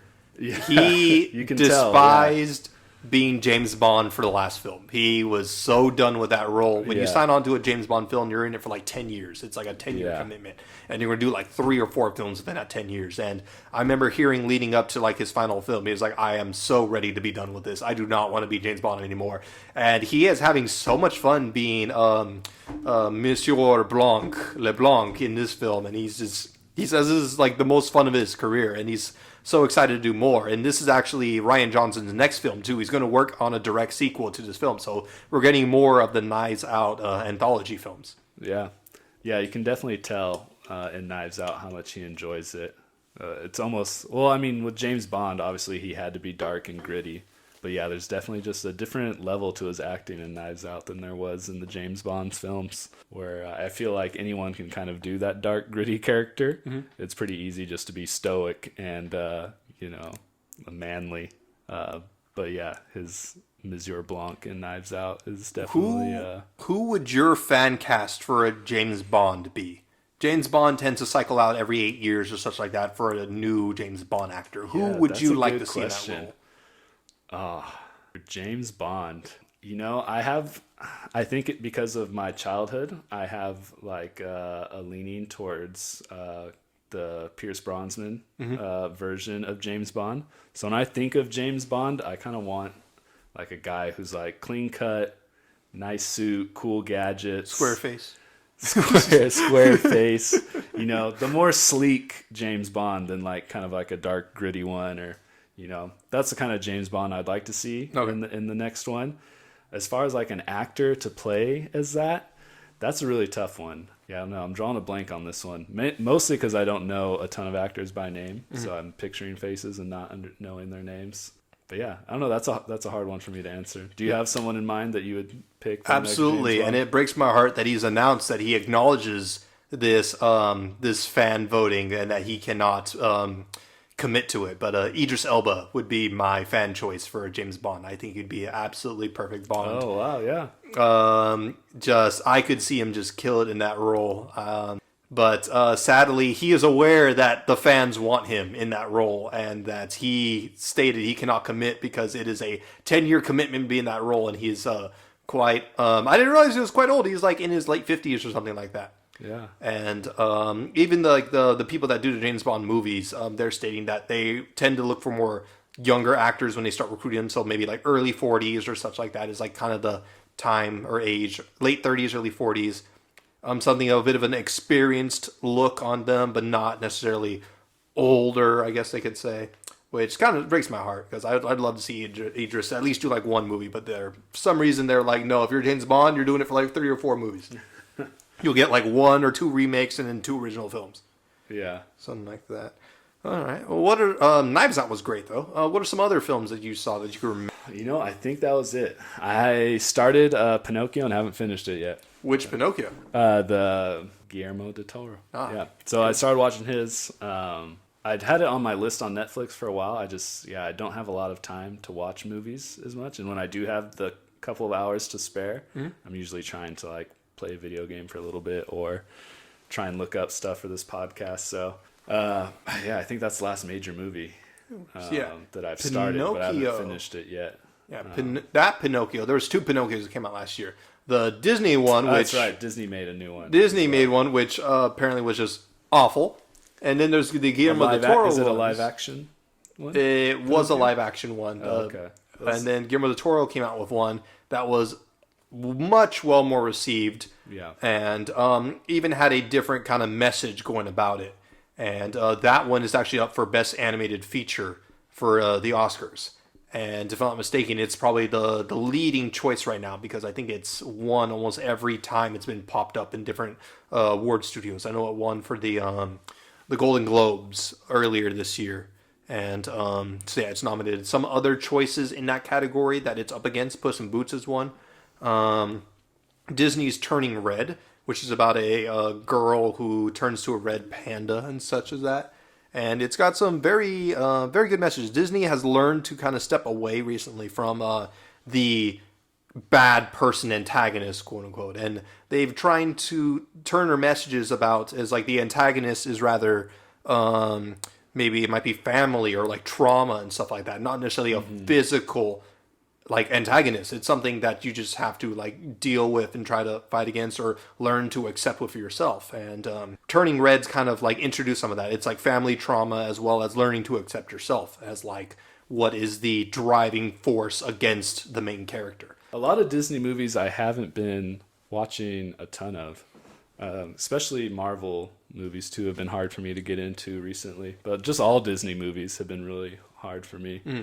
I think in my older age, I'm just leaning into what my preferences are. Like I said, with like video games, I used to just play games just to play games, and now I have to be so kind of intentional with what I pick. I feel like I'm getting the same way with movies. So I picked Pinocchio because I like animation that's a little bit different, and I like sci-fi and fantasy movies. So Pinocchio kind of checked those boxes for me.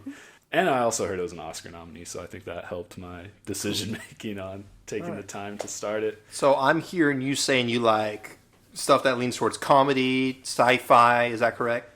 Yeah, I think not so much comedy. I mean, I'll watch a comedy movie for sure, especially with people. Usually those are fun ones to watch with people.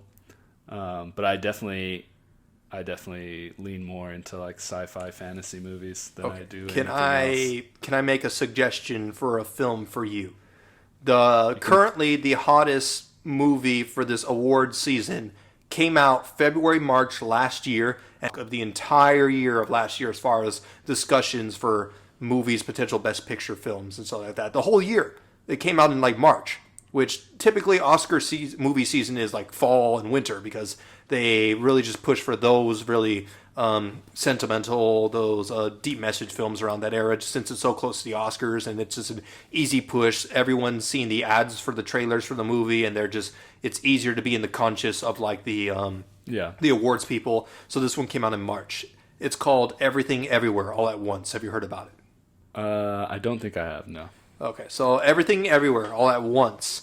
I would describe it as the Matrix of the multiverse. Okay. It is very engaging. It is an eccentric film. It stars Michelle Yeoh, who I'm not sure if you recognize that actress. She is, I know I typically describe her as the parent from Crazy Rich Asians. She's like the mom in that film. And then it has Ke-Huy Quan, I believe, if I'm pronouncing the name correctly. He was a short round from Indiana Jones. Okay. And what was his name? Gadget from The Goonies, I think. Same actor. First acting role in, I think, like 30 years or such like that. They put them together there. The both leads of that film. Stephanie Sue, I believe, is in it as well. She's been in a couple recent films as well. She was in the Harley Quinn movie and some others. Anyway, so this film, I call it the Matrix of the Multiverse. The story in which they try to describe it to you, it's about two Asian immigrants trying to run a laundromat and having to do their taxes. So that is like the synopsis of the film, but it's much more than that. As they go through it, they discover that there is an alphaverse, quote unquote, and there is somebody hunting down Michelle Yeoh's character in every universe, trying to kill her off. And so other people are able to verse jump, as you would call it. So you would have to do something completely out of character for you. So something you would never think of doing is what something you would do in another universe.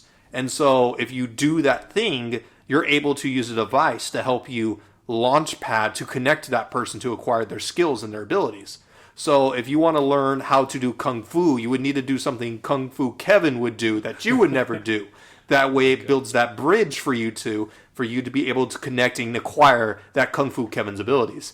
So this is what this movie takes into account. It starts off very kind of like mundane, and it turns into this crazy, like eccentric, like ride of sci-fi, comedy, and action, and still at the same time is deep and philosophical. During the latter half of the film, it really goes into these talks about, with all these possible infinite choices in life, does any of it mean anything? And that's the driving force of the message of the film. Like, everything doesn't matter is like one of the messages of the film. So like, why bother doing anything or trying to achieve anything if it doesn't matter in the end? You're just going to meet with failure. Whereas the opposite of this message, that is the driving force against this message of the film, is that, hey, nothing matters. Why worry about the bad things? Let the good things keep you going, And so this is just really a profound message that as you're watching this film that started off with some woman swallowing a glass frog to be able to spin a sign, like a yard sign spinner. Like, how did we go from there to here? Like, like these are very profound and deep messaging, and the actors, they kill it. Category for the Oscars this year. Best Actor, Best Actress, Best Supporting Actress, Best Supporting Actor has a nomination from this movie. Wow, that's pretty impressive. I'll probably have to check that one out then. I guess if I'll probably realistically only watch one movie that's nominated. Well, I've started Pinocchio, so maybe I'll get two in if I finish Pinocchio. But yeah, so I'll definitely have to check that one out. There is one other movie I'm interested in that I did see was nominated. For sure, but, tell me. What are movies nominated for Best Picture? I know the one movie I'm interested in is The Whale. The Whale, yeah. I went to go watch that one in theaters, actually. Okay. Well, I want to just rattle off what else is nominated for Best Picture. We'll just focus on Best Picture. Okay, so yeah, The Whale, I think, is nominated for Best Picture. A great Brenden Fraser showcase. Some other films, The Fabelmans. I was about to watch that last night, but all of a sudden I had this feeling of just introverted. That's Steven Spielberg. Spielberg. Right? Yep. Another film from him. Another great film. Powerhouse. Stars Paul Dano, who people might recognize from the Batman movie that also came out last year, and he's recent, somewhat controversial showing as the mass murderer in that Netflix special. The Dahmer one? Yeah, the Dahmer story. Mm-hmm. Yeah, that one. He was one. He was in American Horror Story and was in most seasons, I think. Oh, wow. I stopped watching American Horror Story after, I think, like the fourth or fifth season. I've only seen the first season back when we were roommates. Like, I watched it with you. That's, when I first watched it. The first season I still think is the best season, so I think you're okay stopping at season one. Not that the other ones weren't good too, but I feel like season one of American Horror Story was definitely the best one. Okay, some other nominees. The Banshees of Inisherin is another nominee. I did watch that one. It is Irish. Sounds like it's based on a book. I feel like that's the name of a book. I cannot recall if it is. It is an Irish film, not spoken in Irish, but it's Irish-based film, I believe. Thank goodness, because I can't understand. Based on the, it's an analogy for the Irish Civil War, but it stars a few pretty good European actors. Quite a few of them are Harry Potter actors or have some role in like a Harry Potter film and whatnot. But it's more or less how I could boil it down is one guy wants to hang with his friend. His other friend says, I don't want to be friends with you anymore. And then the other friend says, but why? And that's the whole film. He's like, oh, let's hang out. It's like, no, but why? He's like, stop it, but why? But it's still pretty good. I'll probably pass on that one then. Yeah, it is a what I would call a dark dramedy in the sense that it is a very dramatic film. It's comedic, dark humor. There's some parts where when the friend who doesn't want to be friends anymore, he's like, if you don't stop talking to me, I'm going to literally cut off my limbs. And he's like, but why don't you want to be friends? And well, guess what? Yeah. So it can be kind of dark, but it's still an entertaining story if you're willing to give it some time. I wouldn't put it in like action film entertaining. It's definitely something that's a more quieter film that you gotta just kind of invest yourself into. But still, I feel like it's got a good payoff. Some other films that are nominated, I think Elvis is up for a nomination. Didn't watch that one. Yeah, it was pretty good. Biopics, I feel, are very easy to just... they tend to be Oscar bait, in my opinion, biopic films. There's just a lot of... I mean, the story's already there for them. It's not like they had to come up with anything super creative. Elvis has a pretty unique and interesting story in the first place, so as long as you get some cool cinematography in there and a decent actor, yeah, you're right. I think you got a pretty good shot at being an Oscar nominee. I feel like biopics are also very easy for a Best Actor, Best Actress nomination, and history has shown that. A couple years back, I believe Renee Zellweger won in her biopic film in which she was Judy Garland, known for The Wizard of Oz, and displaying her in her latter years of life. Judy Garland died in her 40s, early 40s, just from more or less being pushed pills and cigarettes when she was at a very young age, at like 16 and 15 and whatnot, when she started her acting career, and it just took a toll on her. Yeah. Another movie. We could probably do a whole podcast on The Wizard of Oz because there's tons of controversy surrounding the making of that movie and the mistreatment of the actors and actresses on that set. It was pretty insane back then. But yeah, that's unfortunate. Yeah. Let's see. Another film that was a Best Actor, like a biopic where like the lead role won Best Actor, was Bohemian Rhapsody. That was the one where Rami Malek ended up being Freddie Mercury, and he won best actor and stuff like that. And it was going up for other nominations too. There was another film that came out that year that was a biopic that I think was better than Bohemian Rhapsody, and that was Rocket Man. Oh yeah. So that was the Elton John biopic film. In my opinion, I would, if someone gave me an option to watch one of those two, it's gonna be Rocket Man. Rocket Man, I feel like was just all around much better, and I feel like it was a lot of just sympathy and connection towards Freddie Mercury. That one of the role. I mean, he did a great job. I'm not saying he didn't do a great job. It's just I was more enthralled by and the overall film of Rocket Man more. But yeah, a lot of these biopics, they're easy choices for like these films. So yeah. The Whale, Brendan Fraser is competing against Austin Butler for that film for Best Actor. Oh, okay. So a lot of people want Brendan Fraser to win just because he is such an endearing actor, and there's just been a lot of push and love for him in these past couple of years. Yeah. And they really just wanted to pull out this W. There's like I said, there's just the history of biopic film nominees where Austin Butler probably has a very great chance of like winning just because he did a role of a biopic and really just try to put his all into it. And like of course these actors put their all into these roles. I don't feel like they get nominated for no reason, but I feel like it's a hard choice. Like support Brendan Fraser or see this guy who just really pushed himself to be this transformative character of Elvis, and like who do you want to win that? Yeah, I feel like millennials like me, and probably a little bit older too than millennials, but a lot of people have a lot of love for Brendan Fraser from his work in The Mummy. I mean, that's one went through a lot. That was one of my staples of my childhood, was watching The Mummy. Really comparable. I mean, I wouldn't say it's as good as, I'd say it's as good as some of the Indiana Jones movies. Not all of them, and it's definitely not all. You take the whole trilogy of the early Indiana Jones maybe and compare 4, it to right? Mummy. Maybe Indy 4. To The Mummy. But yeah, The Mummy 1 and Mummy 2, I enjoyed it too. But The Mummy 1, I watched that movie so many times as a little kid, and so I think no matter, even though Brendan Fraser after The Mummy made some pretty terrible movies, Looney Tunes comes to mind for Brendan Fraser. And then he had the one, I think it might have been right before The Mummy he made, the one about where he makes a deal with the devil. Do you remember that movie? Remember that one, yeah. I can't remember the name of it now, but... Bedazzled, I think? Yeah, he had some rough ones. But yeah, I'm a huge Brendan Fraser fan, just solely based on his work in The Mummy, and I think a lot of people are in that same boat. So yeah, there's some reasons as to why he was kind of in that rut. Besides wanting to pick up films that he likes, which a lot of actors it just tends to go to that way. They want to go into a film that they see themselves in. He, I believe, was in the middle of a divorce at the height of his career, or such like that, and instead of having some sort of so like the payment that he had to make to his partner at that time was based on how much money he was making at the height of his career.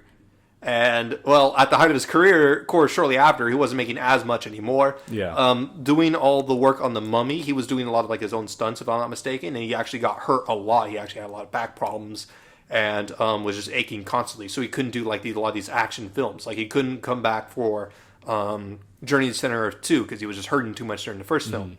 So he was trying to do these less strenuous comedies and such like that, and just, excuse me, and just trying to make money to help pay off, like, his just trying to pay the bills, man, like all of us out here. Yeah, and plus there's, of course, that that thing that occurred in which he was assaulted by a famous person or like a studio exec. I cannot remember exactly who was the individual, but he was assaulted, and he tried to come out about that, and he was like very affected by it. And at the time, I don't think many people took him seriously or stood by it and stuff like that. And it's not until like this time that we realize how bad he's been really hurting and all this stuff. And it's so good to see him. Act, every time you see a video of him, he's just very humble, is the word I would say. And a lot of people are trying to speak to him and tell them how much they've meant to him and how much they miss him. And he's like on the verge of tears every time, and just very. A very humble and heartfelt and a very human person, I would say, is what I would describe him from what we've seen from in like recent videos. Yeah, he always seems really relatable in his interviews that he does. But yeah, so I'm interested in the whale because love Brendan Fraser. He would be my vote just purely off of nostalgia and my childhood and him being a great guy. Yeah, that's all the nominees for best. No, there's film. like 10. For some reason, Best Picture has like 10 nominees. They changed that mid-10s. I think before the 2010s, it was only like 5 nominees, but then they wanted it to be some kind of big thing where like it could be anybody that could win. So like they made the category like really huge.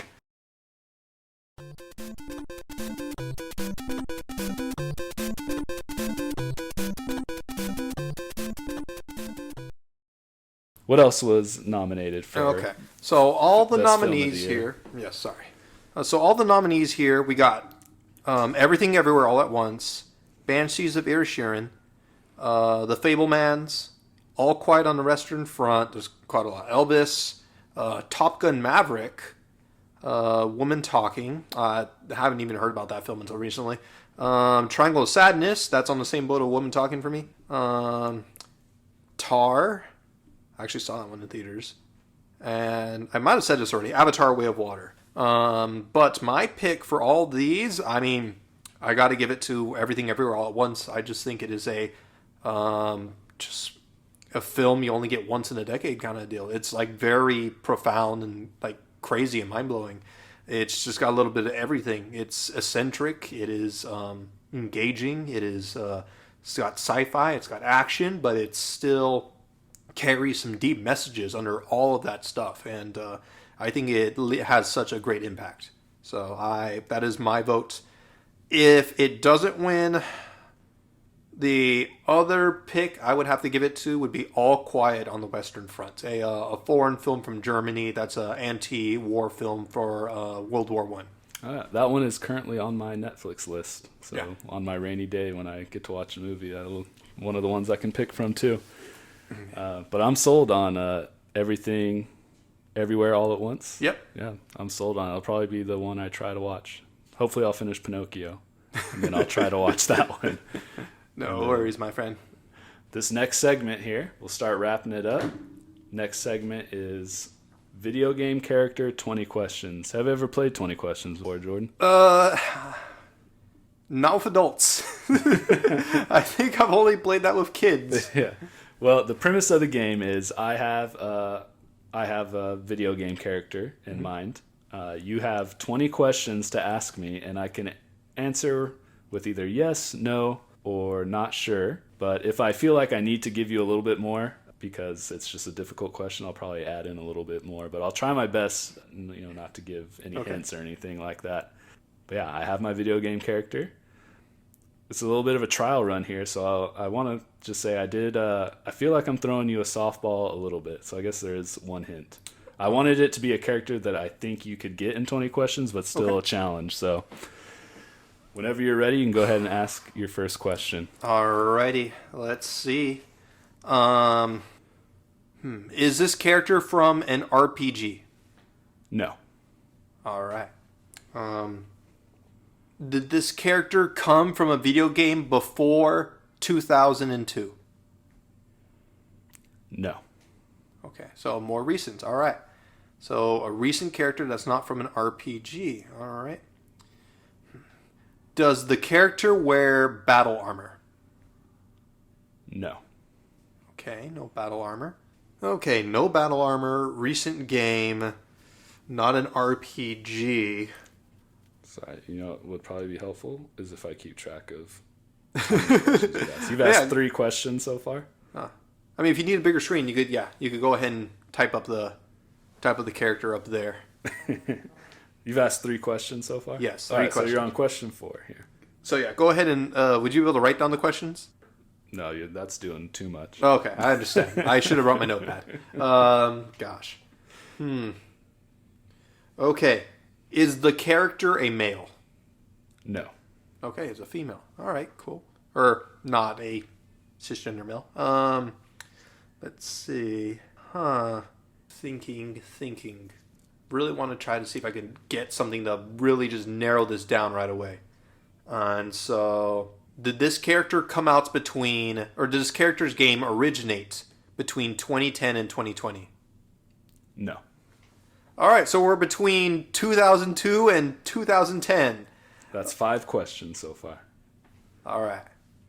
So between 2002 2010, no power armor, not a male character, and let's see, not an RPG.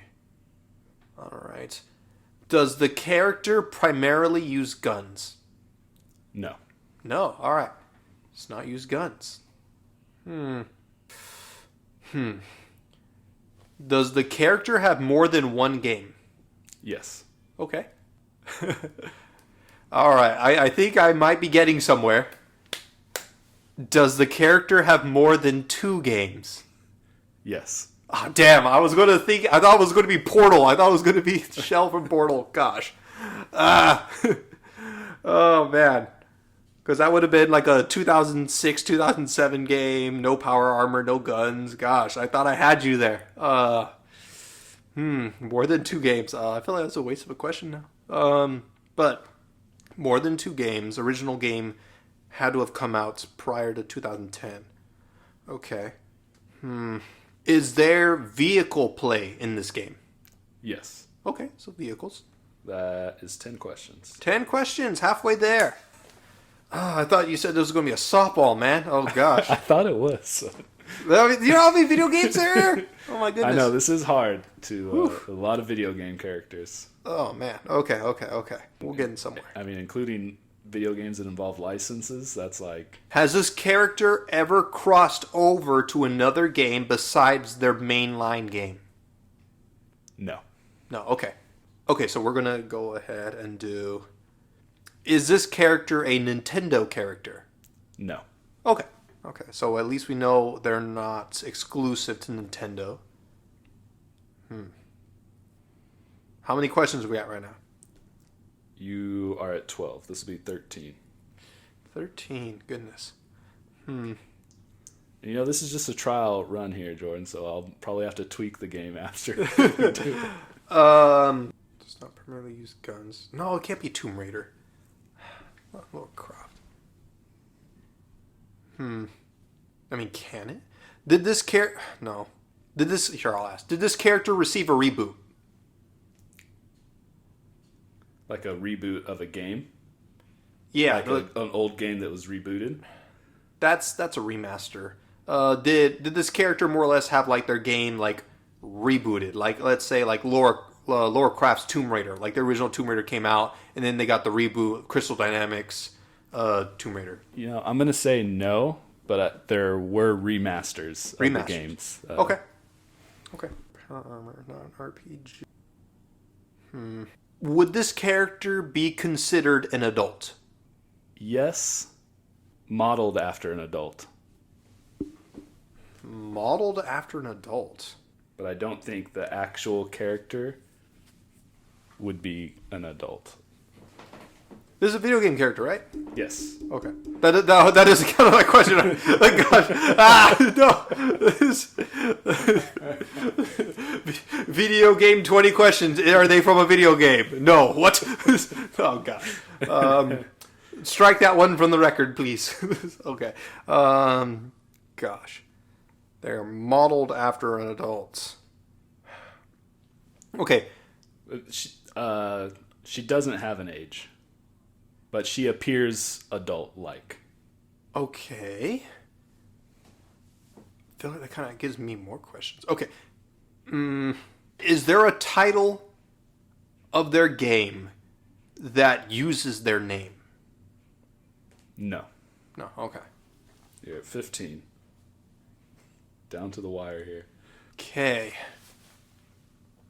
Are they from an exclusive console or exclusive game company? Yes. Okay. I feel like I could have just asked that better by saying if they're a Microsoft game. So that way it just crosses out if they are Microsoft or if they are Sony. But what was my last question I asked? Just double checking the way I worded it? If it is a console exclusive game. Okay, so they're not multi-pat, but they are exclusive. And I will say exclusive to a console, but also available on PC. Okay. I wanted to say something right now. Okay. Okay. Is it a little sister from BioShock? Is that just your question, or are you guessing?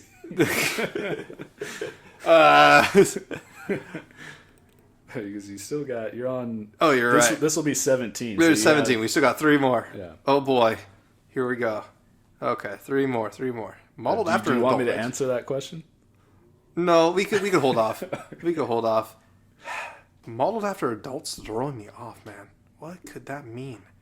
I will say, too, it won't be something as broad as Little Sister. It would be someone who has a name in a game. Okay, so they're a named person. Yeah. Okay. Named person prior to 2010. I swear, if it came out like last year, I'm going to just be like... Because you're like, no, it didn't come out between 2020 and 2010. No, I know the date of the release. Date of release, okay. It is an exclusive. All right. Named character. Non-RPG. Doesn't use guns primarily. Okay, we're going to go... Not Nintendo. So, got to strike off all the Nintendo games. The original game came out prior to 2010. None of them came out before 2002, so it's between 2002 and 2010. Does not have a reboot, but it does have remasters. Okay, so I guess for my next question, is it a sci-fi oriented game? Yes. Okay, that's not an RPG. That's interesting. That's still correct, it's not an RPG? It's not an RPG. Okay. In the sense that it's not a traditional RPG with leveling up classes, things like that. Okay. Do you play a role in the game? Yes. In the broad sense of RPG. It could be considered. Of course. All right, but they're not wearing armor, so it wouldn't be Commander Jane Shepard, I wouldn't think.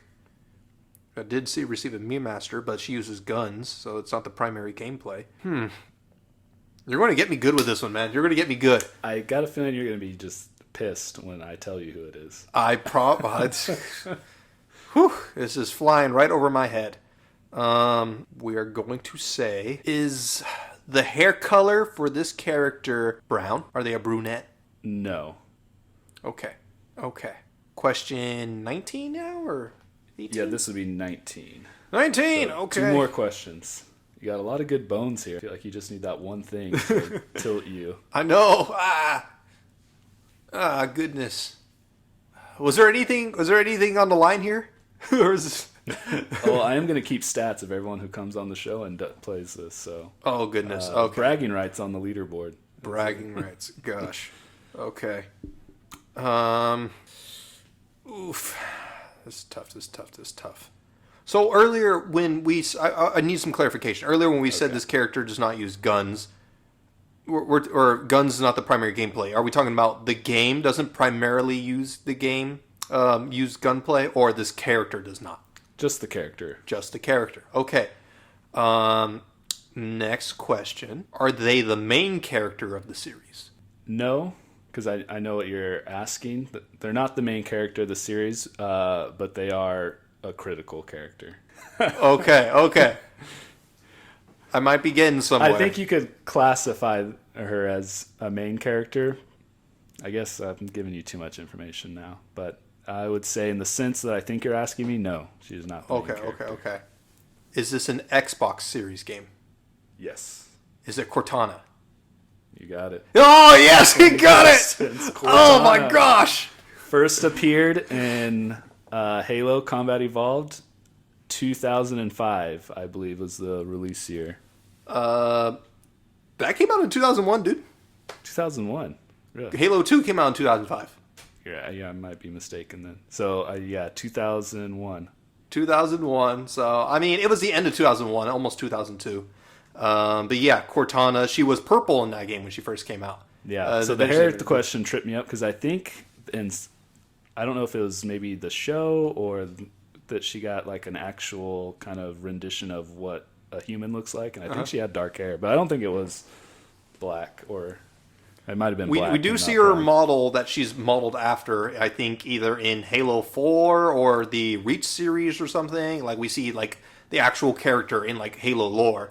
But gosh, oh my gosh, I can't believe I pulled off that one. Yeah, you got Ugh. it. I was. Did I give you too much information out then, or do you think that was a good amount? No, I think that was good. The only one that was throwing me off was the year that you were saying. Yeah. Because I thought I narrowed down the years, but I was like, maybe Kevin's thinking of a later one. So I just went with Cortana because... Yeah, I thought Cortana was softball because you were a big Halo fan. No, yeah, At least yeah, of the Halo was original trilogy and 4. I remember you. I playing haven't that had one. an Xbox since my 360 seppuku'd back in, I don't know, what was it, like 2013. Yeah. So, Yeah, so it was in November. I think I read it was November 11th. And you're right, 2001. So she appeared in Halo Combat Evolved, November 11th, 2001. And the voice actor, Jen Taylor? yeah, Jen or Taylor. Jennifer Hale. Jennifer Hale. Is it Jennifer Hale or Jen Taylor? Yeah, I can't remember off the top of my head. I read it a while ago, who the voice actor was. And I think she was the voice actor for every game. I don't think they Jen ever Taylor, switched you her. are right. I don't think they switched her. I don't think so either. She actually showed up at a con that I went to early last year, SAC Anime, I think SAC Anime Winter 2022, I think. Yeah, her and Master Chief actually showed up. So they were doing panels and autographs. They were the most expensive autographs there. Yeah, I bet. Some people were doing the average autograph price over there was like $50, which I mean it's fine. There's some people. Gerald's voice actor, Doug Cockle, he was doing the first 100 free, which was super dope. So his lines were always full, and he was doing autographs for like $20. He's apparently, I think, like a professor or something like that. He was like, "Yeah, this is a fun gig I just did." He doesn't see himself as like a voice actor. He just sees himself like as a person participating in like in a business or like a role thing. He was pretty good. I don't think I ever knew that people charge for autographs. Yeah, no, they charge for autographs. There's upcharges if you're trying to get one of those pop signs, the little bobblehead pops. Really? Because they hate pops? No, it's because there's a high resale value market for them. So there's people that solely buy pops and pay for signatures just to resell them and make more money. And so a lot of people that do autographs are aware of this, so they'll upcharge like $20 on top of the autograph price. So like some people were charging for $50. If you're trying to get a pop sign, it's $70. Yeah, interesting. Just because like that market, man. Some people just want certain pops for a collection, and it's just a higher asking price if you got a signature with it, especially if you get a certificate of authenticity with it. But yeah, I think Steve Downs, he had his autographs $100. Wow. Which, I mean, Master Chief himself, you know. Yeah. Oh goodness, yeah, that was a good one. That was a good one, man. Yeah, and you got it too, so you'll get a win. You got 100% win ratio right now. If you ever come back on the show, you'll have a chance to go 2-0. Oh, for sure. Yeah, no, I did say it, but I thought it was going to be Shell from like Portal because I thought like everything was lining up. I was like, okay, doesn't wear armor, doesn't use guns. It's a 20-aughts game. I'm like, okay, this is Shell. Hell yeah. But no, it was all good though. Yeah. We pulled the W. Yeah. Well, I think that's a wrap. I think that's the first show. Alrighty, excellent. Thank you so much for having me on here, Kevin. Jay, it was a pleasure. Anytime you want to come back, you're more than welcome to. Oh, excellent. Thank you. Yeah. And thanks for hanging in there for all those snafus we went through to get to this point. Trial run, first episode. There's going to be some hiccups. This thing will clean up after, though. Don't worry. Yeah, it was a good learning experience, though. So. Absolutely. Thank you so much for letting me experience this with you.